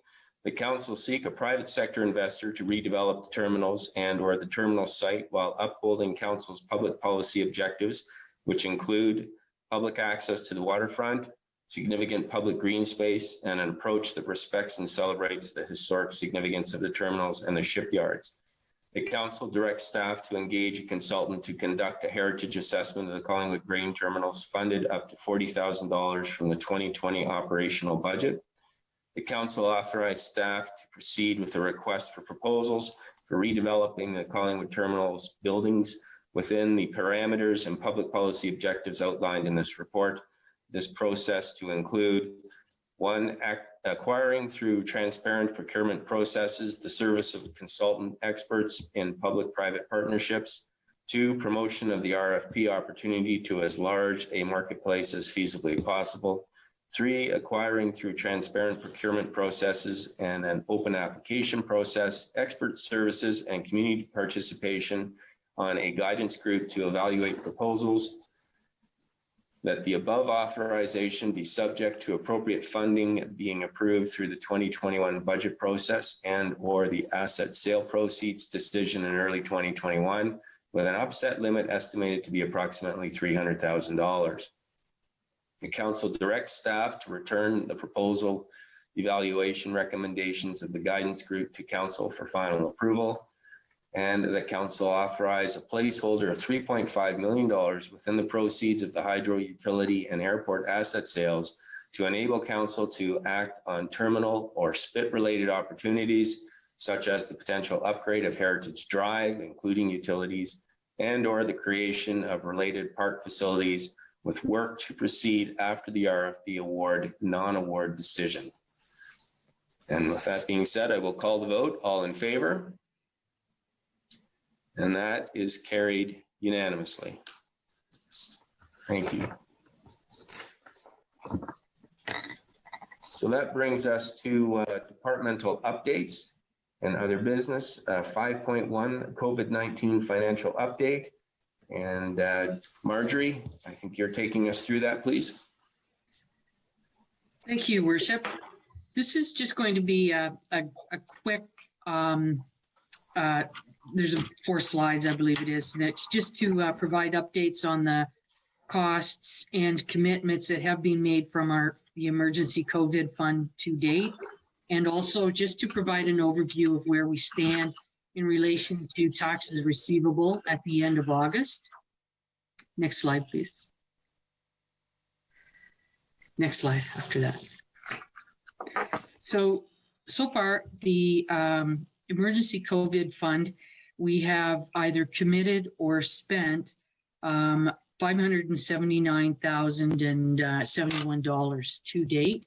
The largest of those amounts being the pledge to assist the hospital with the generator at the Legion, and the Economic Recovery Task Force plan of $75,000, up to $40,000 for the expansion of patio on the main street, and total just I'm not going to call them minor expenses, but items like the Town of Collingwood masks, cloth masks that we bought, the PPE, the plexiglass, the additional sanitization wipes, and all of those types of things that have been spent throughout all of the departments. And that would also include the additional cleaning costs for the bus and a few of the other facilities that we have cleaning contracts out for. We spent about $185,000 there. And the penalty and interest waiver, which ended at the end of April, has roughly cost us $132,500. Next slide. When I go to take a look at the taxes receivable, because what we did was waive the interest on the current year, the 2020 taxes outstanding only. And this is a breakdown so you can see exactly how much was waived and in which month they were waived. When you take a look at the May, the second installment was due in the month of May, and we had a large $45,000 write-off there, indicating that a lot of the people didn't, they're held off on the May payment to see where they were going to end up in what financial situation they were going to end up in. But when it comes down in the months of June and July, some of those people that had been outstanding in May had actually continued to make payments or had been able to make a payment in one of those other 2 months. Next slide. At the end of August 2020, our total outstanding arrears, this is interest and taxes for the last 3+ years, including the current, we had 19,600,000. And when you take a look at the August 2019 amount, it was 18,757,000. So the outstanding arrears are $835,180 higher than the 2019 level. But if we go to the next slide, it's what is more important is the actual current year arrears, just those people who had trouble making their 2020 tax payments. So we look at that at the end of August, it was $17,100,000 in outstanding current year taxes compared to the $16,767,000 for 2019. So our current year arrears were $332,000 higher than the 2019. But when I take a look at the payments that were received between September 1st and September 3rd of 2020, that was $343,000, whereas in the same period during 2019, we only received $10,800. So by the time we hit the 3rd of September, we were comparable to where we were in 2019, which is it's a good sign. And the other thing that we have to remember is that the 2020 taxes that we invoiced were actually $1.4 million higher than those of 2020. So I think our statistics in terms of the taxes and collections are going in the right direction, and hopefully we shouldn't have a large current year lack of collections by the end of the year. The current year is always the one that makes up the largest portion of the total arrears by the end of the year, I believe. Or if I was to look at 2019, I believe at the end of December, there was a total of $3,800,000, but the current year, the 2019 at that time was roughly 2.4 million. So we have made collections on a lot of those items, but the outstanding, the people that owed money from previous years, 3 and 4 years back, we have been making some headway on collection of those as well during the COVID time. So things in terms of our tax arrears may not be as doom and gloom as had first been anticipated by us or by a lot of the other municipalities out there. And at this point, ladies and gentlemen, that's all I have to say. Thank you, Marjorie. And I'm just going to confirm with the clerk, as these are staff updates, my understanding is I go directly to council for questions. But I just need you to confirm that, please. That's correct, Your Worship. All right then, council. So are there any questions or comments? Councillor Jeffrey. Thank you, Mayor Saunderson, and through you to Treasurer Marjorie. I just had an FCM meeting today specific to the budget impacts for municipalities. So I want to just follow up on some things to ensure that they were included, because when we get to the consent agenda, those kinds of things will be important. Did we include things like our extraordinary bylaw costs to enforce the provincial orders at the waterfront and to facilitate the resident-only parking? Through you, Your Worship, no, not at this point in time. Those costs will be accumulated, and I can't guarantee. I'm getting ready to walk off into the sunset here, but we will attempt to have those accumulated for October. Okay. At some point in October. Thank you. And then through you again, Mayor Saunderson. So that would then also include things like the transit fare loss of revenue and the parking revenue losses. And then I was wondering, in terms of projects, the delay of the ministry issuance of the permit for the Sunset Point work, did that result in a higher cost for us on that project? Because that would be applicable as well. Through you, Worship, that might be a question that either Dean or Mel. Yeah, maybe. And I don't need the answer now. I'm just saying those are the kinds of things that we definitely need to be adding to that COVID number, if there was. Right. Okay. Thank you. Councillor McLeod. Thank you so much. I have a couple of questions regarding sort of as a follow-up to what Councillor Jeffrey has had to say. And I see in the consent agenda that we've received a couple of letters suggesting that we're going to get a fair chunk of change from the federal and provincial governments to cover our expenses. But we put aside $2.5 million earlier this year, taking it perhaps temporarily, perhaps not temporarily, out of our asset sales. And so my question is the amount of money that the federal government and the provincial government has forwarded to us to cover our COVID expenses. It would strike me that 754,000 plus 161,328 is more than the 579,000 that you've added up in this report, Marjorie. And so I'm wondering, is it looking as though that $2.5 million that we set aside might well be able to be put back? Through you, Your Worship. Sorry, through Your Worship. Sorry about that. Yep.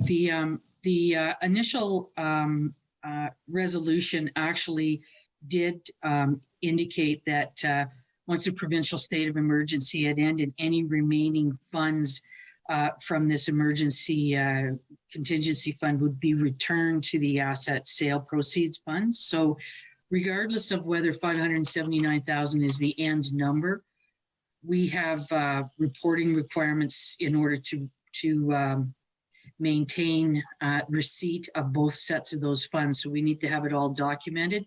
If we spend more than the 754 or the 161, we may have to use some of those that reserve fund. However, if we don't max out the grants, then there will not be a need to take money from the emergency fund. Thank you very much. Council, any other questions or comments? Councillor Hamlin. Thank you. Through you, Mr. Mayor, to our treasurer. Am I right in thinking our arrears in property taxes, other than the current year, is somewhere in the neighborhood of 15 million? Marjorie? No, through you, Your Worship. If I'm taking a look at my total arrears being at the end of, let me just flip to the screen. If I'm looking at my total arrears at the end of August 2020 being 19,500,000, and I'm looking at my August 31st arrears just for 2020 of 17,100,000, we're talking about 2.4 still at that point. Thank you for that clarification. That's all my questions. Thanks. Council, any other questions or comments? I have a question then through to Marjorie or CAO Skinner. We have referenced the funds that we've received from the provincial government, and I'm wondering how those get reconciled and what the reporting process is. Through you, Your Worship, they haven't released the actual templates or the forms yet, but in those letters that they have provided us, they do indicate that of course, the same as most of the other granting processes, we'll have to retain our invoices, and there's it'll have to be specific to a COVID related item. Like we're easy to prove things like additional sanitization in terms of the bus lines, because Sinton has actually provided that for us. But I'm assuming that in most of the other grant type incidences, you can do all of the filing online, but we would send in the invoices that we'd receive for purchasing the plexiglass or the masks or the shielding or that. It's just a matter of accumulating the invoices and scanning them in really and supplying that to the province. Okay, thank you. All right, then moving on to the next item on the agenda. Item 5.2, leasing diversity grant for video cameras. And I think CEO Skinner is taking that one. Yes, thank you, Your Worship. I'm bringing this one up today because there's a deadline for a grant that is closing tomorrow, and this item was discussed at the Police Services Board recently, and the minutes have not yet come up. So Inspector Shannon and Staff Sergeant Meckler brought up that there is a grant available, and it is for cameras. And they indicated that the grant was up to $400,000 the municipality would pay half of the amount. And it's under the Guns, Gangs, and Violence Task Force. So they did state that there are a number of things happening in the community related particularly to drugs that they were interested in having cameras for. However, at the Police Services Board, we were thinking somewhere in the range of 30,000+, potentially up to 50. And subsequent to that, at the end of August, I received a call from Inspector Shannon, and she had done some more work with several alarm service providers, and it looked like for 1 to 2 locations, the cost was growing to around $75,000 plus some consulting to get it set up, and an ongoing cost of between in the range of $15,000 per year. She and I both felt that the costs were starting to outweigh the benefits, and there were some other options that that type of funding could be spent on. One of the ones that's in play and has not been decided by council, but is being looked at under the traffic calming report, is the potential for photo radar.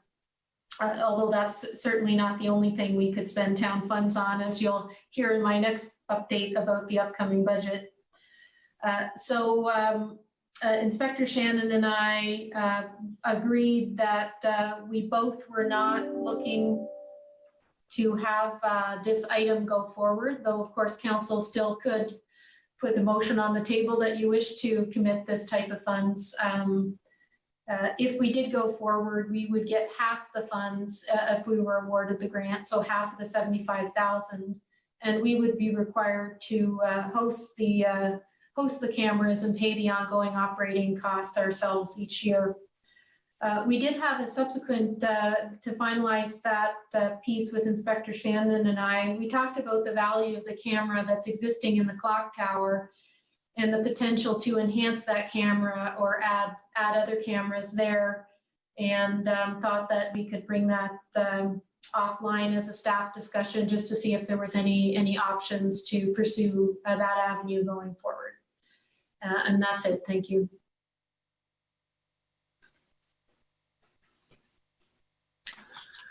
Thank you, Sonia. Are there any questions or comments on this item? Councillor McLeod, go ahead.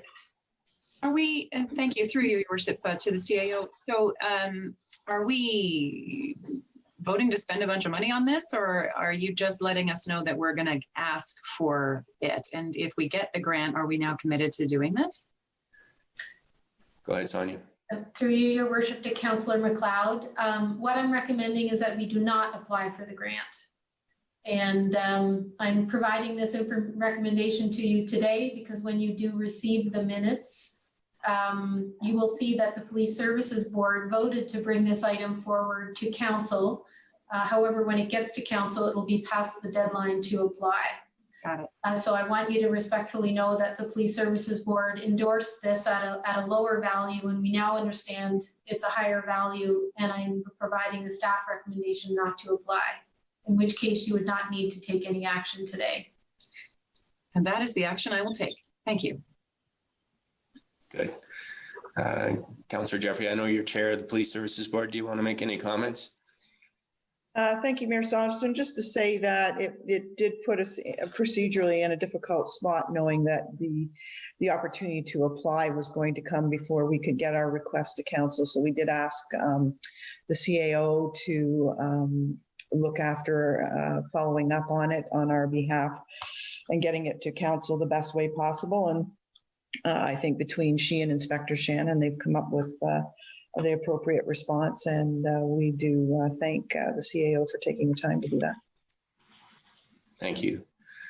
Unless there's any other comments or questions on this item, I propose we move on to 5.3, which is the initial 2021 budget discussions and expectations. And CAO Skinner is going to lead us on this discussion. Go ahead, Sonia. Thank you very much, Your Worship. You were circulated from the clerk's office an adjusted agenda that includes the handout for the update I'm going to provide you with now. There's about four pages of material that I will go through at a very high level. And I thought that having it in writing might be useful for your reflection as you go forward. And I wanted to thank Treasurer Leonard and our upcoming Treasurer Switzer and the department heads for their input into this material. And the purpose is to give SIC and ultimately Council an opportunity to consider the budget context, the approach and schedule that we're planning to take, the scenarios that you would like staff to consider, and how we're going to look as staff at the priorities when we recommend them to you. So I know that when we finished the budget last year, there was several bits of feedback that I received that we probably could do a better job making sure we understood Council's intentions before we put together the document. So the proposed motion I'll preview briefly, and then I'll explain it as I go through the couple of pages that follow. So we're looking that Council endorse the budget planning schedule. We're looking that you endorse the criteria that we would use to qualitatively assess and rank additional expenditures that might come forward. We're looking to develop to have a budget scenario recommended, and staff are recommending that we hold the tax rate the same as it was last year. So essentially our property owners will be paying the same amount they did last year. And that the operating portion of the budget be capped at 2% above the 2020 operating budget, and any additional revenue be budgeted into a capital asset renewal or one of our depleted reserves or reserve funds.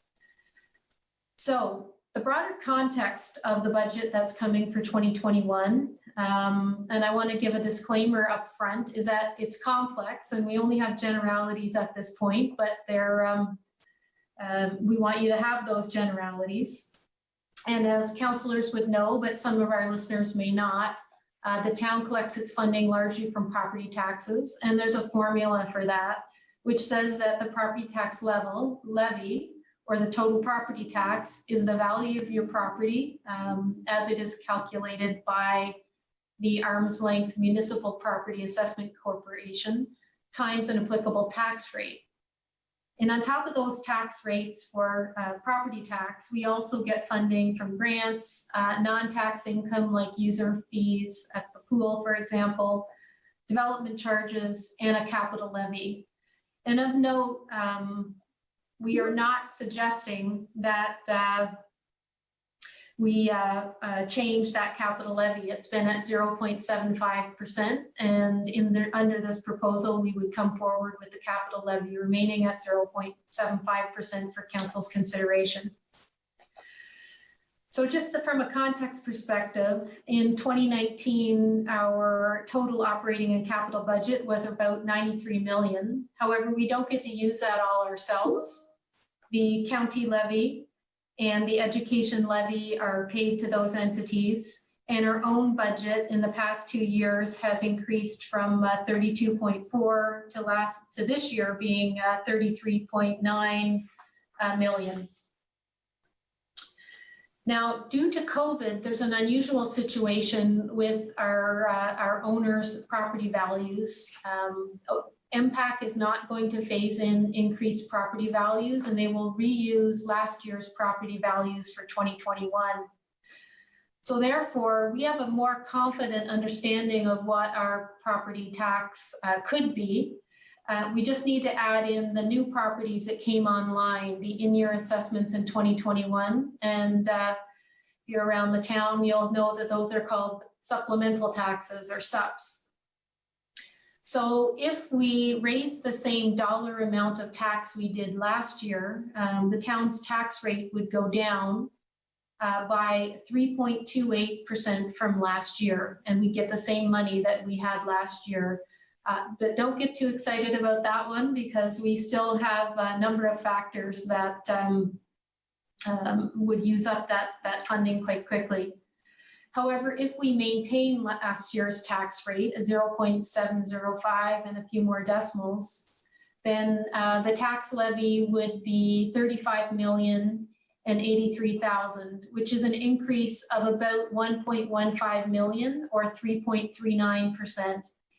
And that would mean that what you paid last year in your property tax would be the same amount you're paying this year in your property tax, but more new properties have come online, and thus the town's coffers would be larger than they had been the year previously, this year. We do have some unknowns about arrears, as Marjorie was covering a couple of presentations ago in her update. It's because we're about 84% dependent on residential taxes, so the actual cash flow could be somewhat variable. So without any changes, it says chances in the document, but it should say changes in service or staffing, it is expected that the town's costs will be increasing, and our best guess is between 1% and 2%. Indicators have varied widely, probably given COVID. CPI seems to be going somewhere between 0 and 1%, the Consumer Price Index, CPI. However, the non-residential building price index has already increased 2.6%, and we've certainly seen those increases in our own tenders this year. And the Bank of Canada continues to aim for a 2% inflation target. So we're thinking inflation would be up to 2%. There are some known major increases and decreases in our funding, and you cannot add, well, you can add these numbers up. It will not provide you with the full picture, but we wanted to just give you a flavor of some of the things that are changing. For example, the Judicial Inquiry expenses, which we budgeted $800,000 this year, will not be required next year. There'll just be some small remaining costs for document storage and that kind of thing. We have provincial modernization funding. There's over $500,000 remaining, and we can use it over multiple years, so that could be of benefit. We've received the provincial and federal COVID funding that was just discussed, pushing toward $1 million there. And we're hoping that the federal government's announcement on green economy funding may be something that the town could seek in this coming year. But on the other side, we have reductions in the available funds. For example, last year we used about $200,000 in interest from the asset sale proceeds. I don't expect council will want to use that again. And if you did, the rates are unfortunately below what they had been last year, and that funding wouldn't be available. As well, we've had significant depletion in our life cycle reserve fund. And while the new asset management plan hasn't been published, the core linear assets are due in June of 2021. The 2014 report has said that we're underinvesting about $2 million annually, and we haven't had any indication that that's wrong. And you did hear from Sue Bragg, our auditor, recently that while, from an audit rules perspective, they're looking at the original cost of the assets. In the asset management plan, we're looking at the actual go-forward cost that council will be required to pay to keep those assets in their target condition. So outside the financial side, the other context for the budget that is coming to you is that, of course, which probably goes without saying, but we have to continue to deliver the existing programs and services. We're pleased that we've already made many accountability and transparency improvements. So we hope that while we're going to listen to the Judicial Inquiry very, very carefully, we hope that there won't be a lot of financial investment there. We have our updated community-based strategic plan and vision. We think it's COVID that's made Collingwood even more desirable for residents and visitors, but maybe it's just that we're desirable overall. Certainly our parks are seeing that, and our sales of residences and their costs are seeing that. But there are many unknowns, and there's a few listed there, including Judicial Inquiry, what's happening with the Business Development Center and the Accelerator, and the compensation review for staff and council compensation. At the top of the mind for our 2021 strategic deliverables, you'll see that a lot is happening. This has been a busy and ambitious council term. The significant items that you would like to see done should be here. And one would hope that there's nothing extra here that's are things that you won't want to see done. By being in this list, it doesn't mean that these items are costing additional funds. Many of them, even most, can be done within the existing envelopes. At a high level, we've got COVID expenditures. We think that it's a consideration, but it's not the story of 2021. At least we hope it's not the story of 2021.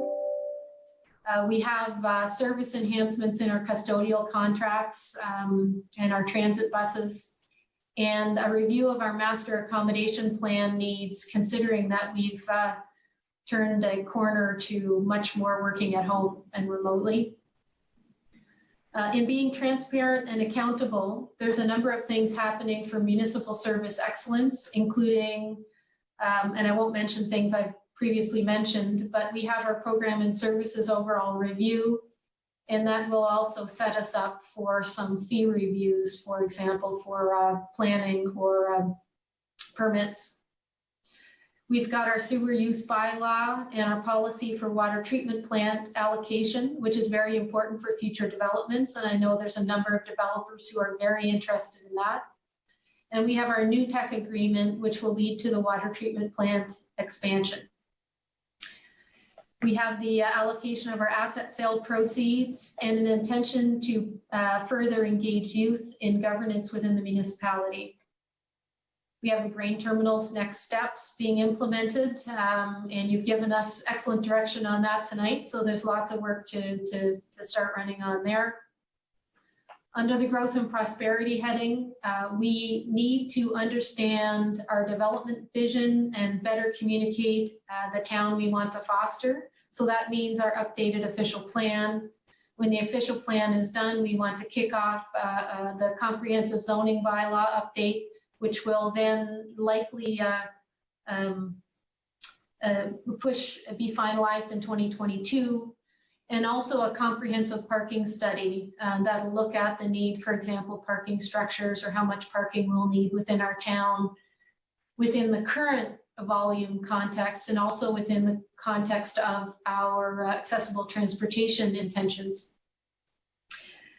Under the community well-being and sustainability, we've got running our social services roundtable, greenhouse gas benchmarking, the private tree protection bylaw, moving forward with the UN Habitat Pioneer City pilot projects and conference, and there'll be a report back for council direction on those fronts. And working with at least one, and we're hoping more donors on projects, including tree planting and a solar pilot. The traffic calming study, a transit study that'll look at buses versus other options, as well as routes in the broader regional context, taxi licensing and rideshare services, the pilot that the council asked for the Maple Street North-South link and the cycling plan, a parks visioning and bylaw update to pick up when our temporary barbecue ban is released before the end of this year. Development of a park hierarchy that's very important for our vision on green spaces and will also inform the community benefits development charges. And we have some climate-related emergency planning updates that are required as part of our adaptation thinking. And under arts and culture, there's an art center feasibility study that will carry over into 2021. We hope that it'll be out for bidding this year. And of course, the many items in the diversity and inclusion report. And I'm not going to go through them, you'll be pleased to know, but the last several pages of this report is an update of what we've been calling the pending list, which are the items that council has resolved for staff to act on. So that list is also provided. So in summary, I've taken your time to go through that because I believe it is an aggressive year. There's aggressive expectations and intentions, and nonetheless, we as staff are enthused about going forward on into that year. And I wanted to provide that context because it does relate back to the scenarios that we're asking for the budget. We've listed on page 4 the proposed criteria that we would use to qualitatively assess and rank potential new expenditures. And these includes how much the service would be, the public service would be improved, the number of people that would benefit, the length of the benefits, the alignments with the community-based strategic plan, risk reduction to the municipality, and finally, staff's capacity to deliver. We don't want to be recommending that you spend money on things that really wouldn't be deliverable under our current staff levels. And finally, the budget planning approach that we are suggesting is a little bit backwards from what you saw last year. And but I do think that it makes sense. Today you get the priorities and expectations for your comments and endorsement. In October, we would update any positional or contextual information. And instead of doing the long list of what every department does, we want to bring forward to you the changes, known unavoidable increases, growth-related increases, or for that matter, decreases if there were some, and any service enhancements. And the motion that we would be looking for next month is that you accept the portions presented for incorporation into the draft budget. And you could sever items, and this wouldn't commit items to be included in the final budget, but it just means they would be retained within the budgeting process and still have legs. If you don't like them in October, we don't think you're going to like them in December. In November, we would provide you the full budget overview with operating and capital, and would ask that you endorse it for public consultation. Should you do that, we would spend the majority of November seeking public input virtually, or if possible, in a coffee with council that is interactive. And in December, we would review any budget adjustments or public input and ask for your support to bring it forward to December council. And with that, I'll wrap up as having done more than enough talking and turn it back to the chair and your consideration of the proposed motion. Thank you very much, Sonia, for that excellent roadmap. Because there is a motion before council, I will be opening this to the public and ask the clerk to see if anyone in our gallery would like to speak to that report. Yes, we do, Your Worship. We have Matthew Pretty that would like to speak to this item. Okay, Matthew, go ahead. We're speaking to the budget process that you've just heard, please. Yes, I understand.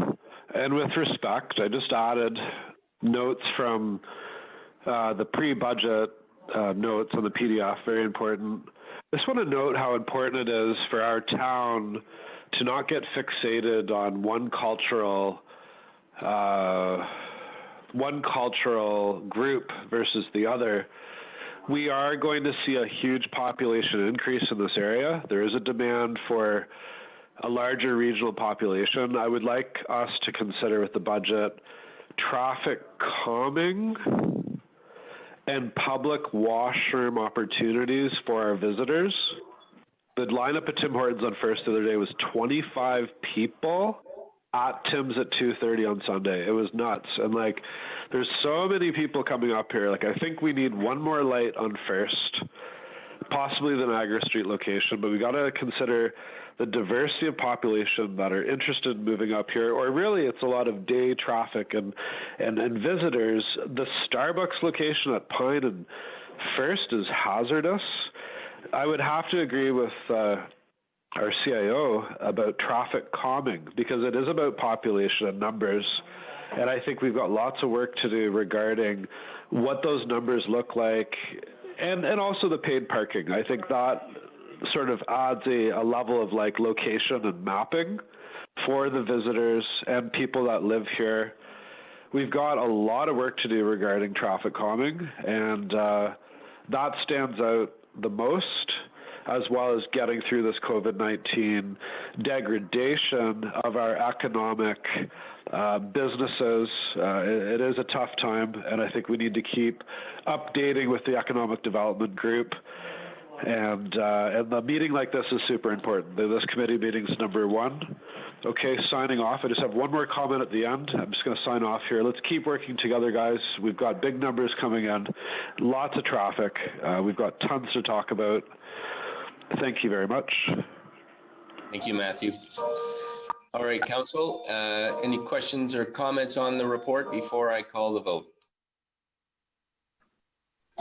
Councillor Jeffrey, go ahead. Thank you, Mayor Saunderson. Just really quickly, always to comment that I always get some angst when we always do our budget to budget instead of budget to actual. And I know that process comes with some challenges within our process, but there's so many assumptions that we have to make between the budget we did last year that we assumed it would happen, and then what did happen and what didn't happen, and all those changes.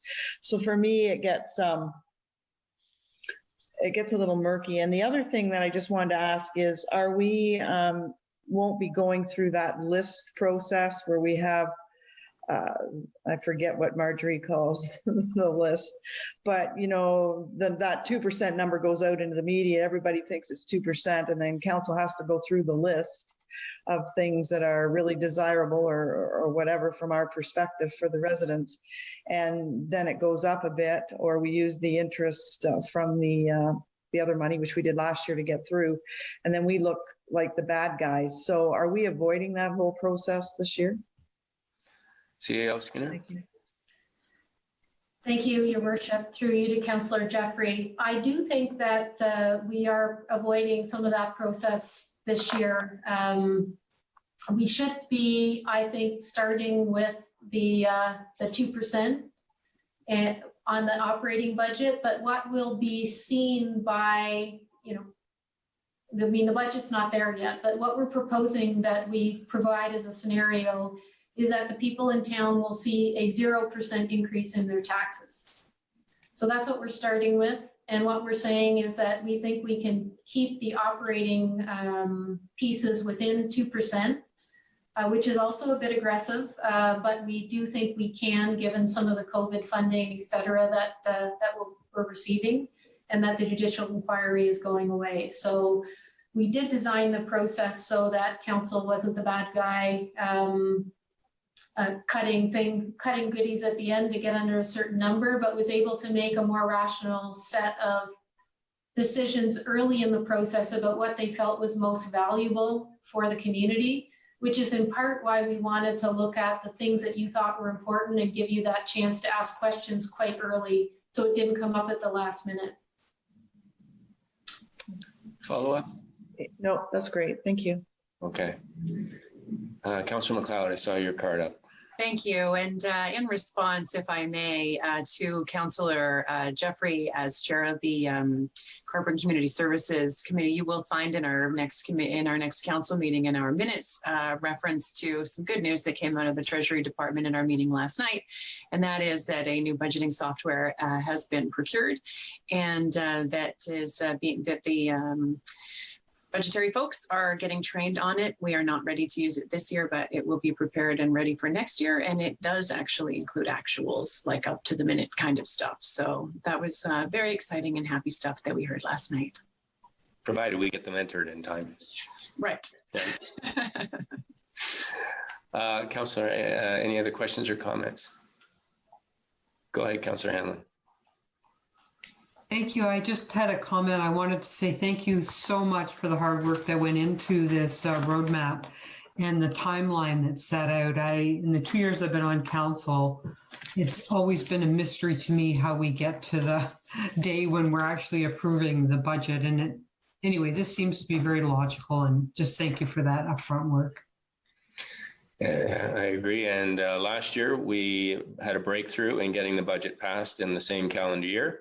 And this year we're improving on that by having our process set out and following that. So we are continuing the evolution.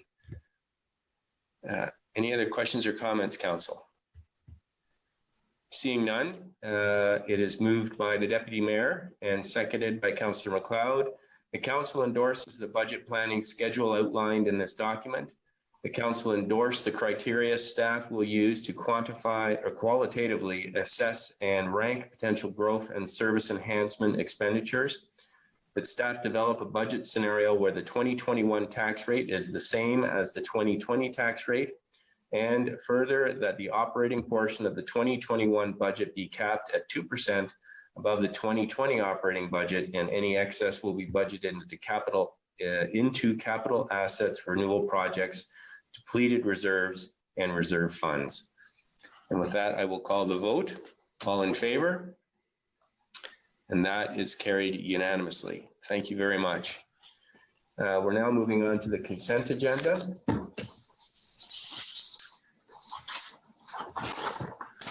And first, we'll put the consent agenda items on the table, and then if they want to be pulled, you can pull them after we've voted to receive them.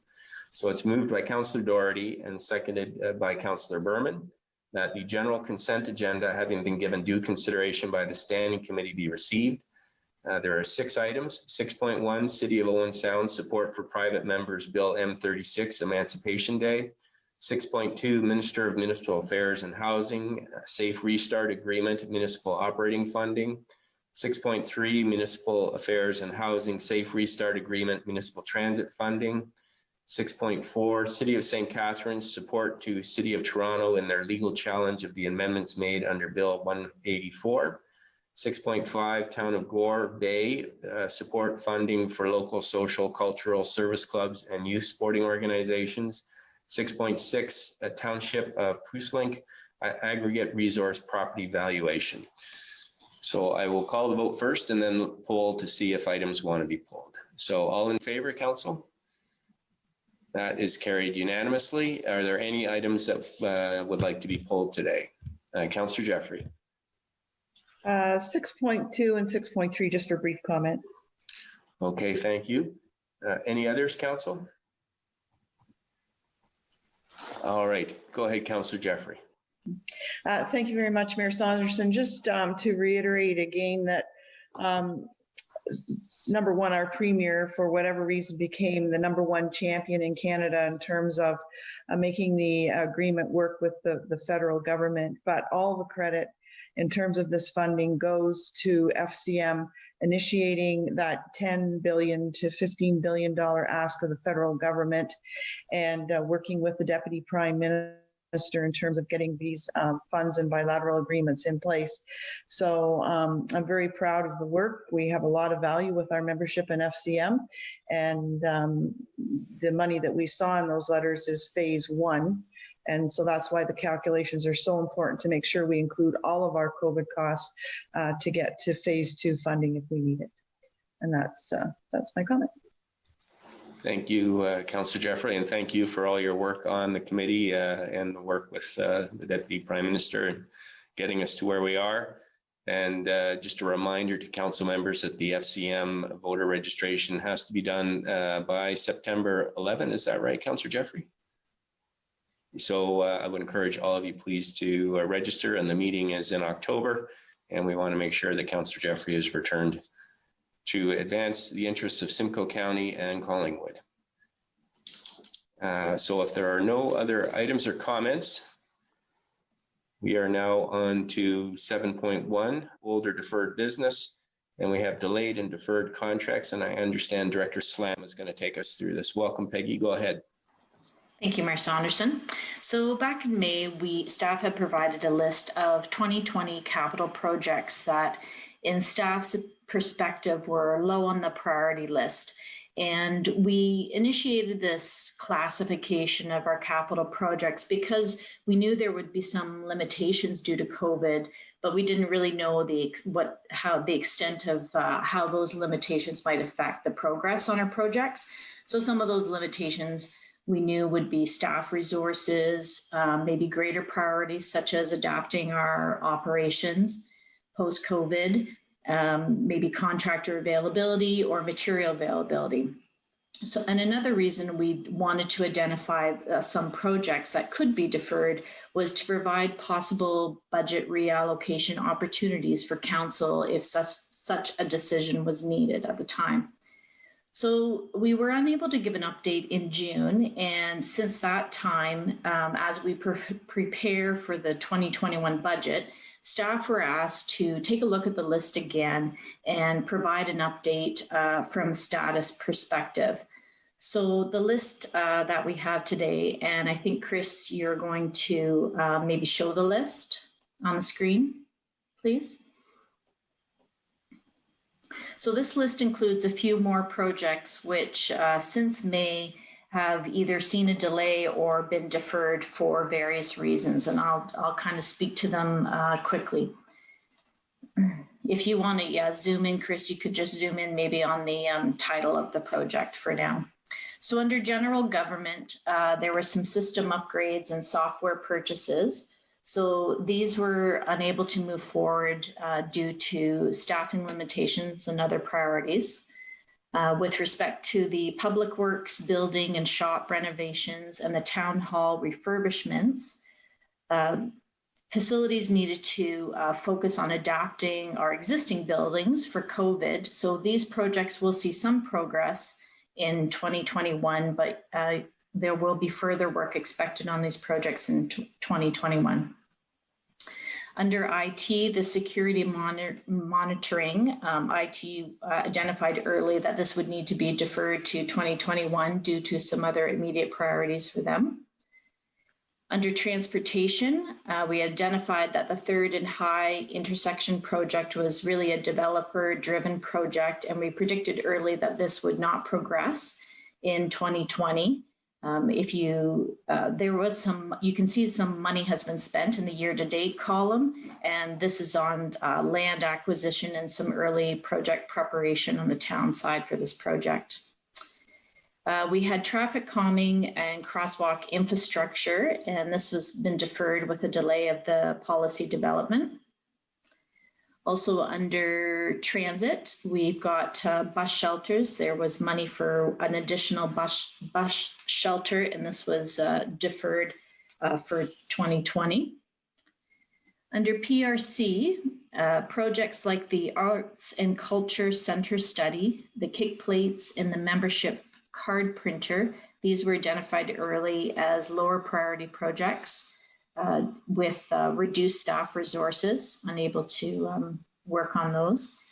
And then some of their capital projects, including their equipment allocation, the Sunset Point parking, the Hens and Chick Trail, and the Harborview Boardwalk. Those capital projects saw some progress, but again, we'll see some carryover of these projects into 2021. And in some cases, we know that this is due to a shortage of materials that we're seeing in these COVID times. Under the library, the accessible entrance doors, this project saw some progress, or will see some progress in 2020, but we won't see the installation of the doors until 2021. Under wastewater, there was an allocation for some general asset replacement at the sewage pump station locations. And this work was deferred just to other priorities identified at the wastewater treatment plant and some reduced staffing resources. And under water, we have a category for meter replacement, and this was also identified early as it would be lower on the priority because it does require the meter technician going into homes, and in COVID times, we have just done this on an emergency basis. So that's just kind of a quick breakdown, and finance has provided what the budget allocations were and what has been spent to date. And also, again, the list does identify some of these projects you'll see carried over and included, or some portion of them included in the 2021 budget. If there's any questions, I can try to answer them, or maybe some of the other directors might be able to provide some insight. Thank you, Peggy. Council, any questions or comments on Director Salama's report? Looks like you covered all the bases, Peggy. Thank you very much. This brings us to item 8, which is public delegations, and I'll look to the clerk. Sarah, is there anyone in our gallery who would like to make a delegation, knowing that they have 5 minutes to speak on any topic that was heard tonight or any other that they feel is relevant? Yes, Your Worship. We do have Matthew Pretty that would like to have one last comment. All right. Matthew, go ahead. You've got 5 minutes.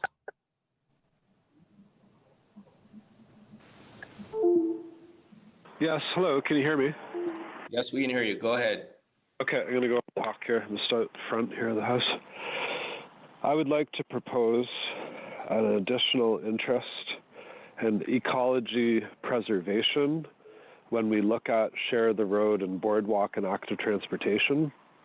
I found a turtle at the labyrinth the other day and I moved it, put it in the water. There's a lady making a video of it, and I found a dead one, unfortunately, on the shoreline path from boardwalk to that little beach along the shore side of Labyrinth.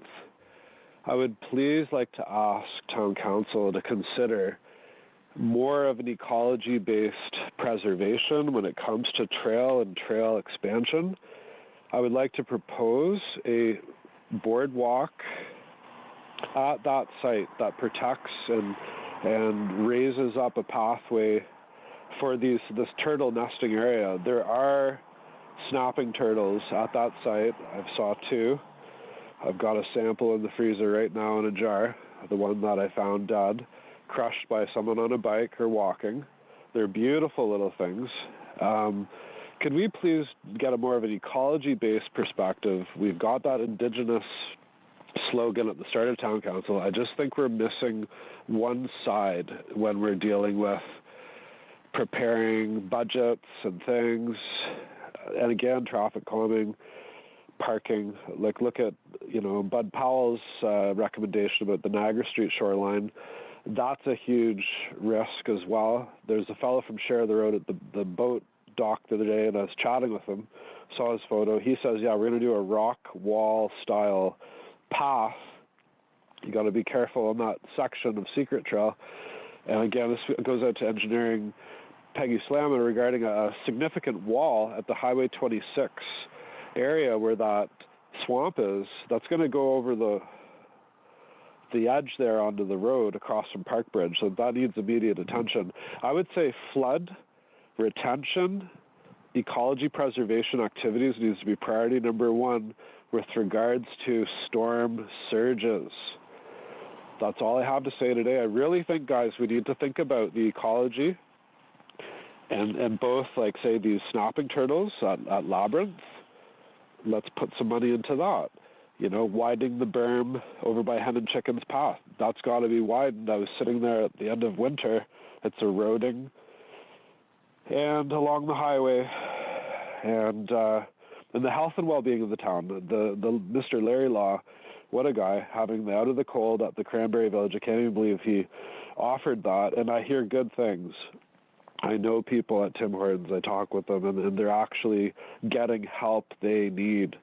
It's a game changer, and we should focus on that aspect of the medical crisis, as well as reaching out to people on an ongoing basis, maintenance, prevention of ill health, talking about maintenance.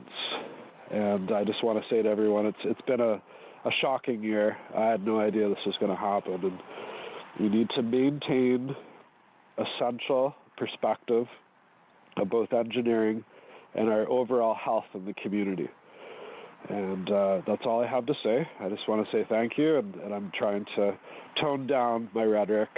As you know, I have some extremist views, and I just want to get practical with Town Council, and we need to see the light of our residents and what we can do to offer calm in this storm, the 316 closure.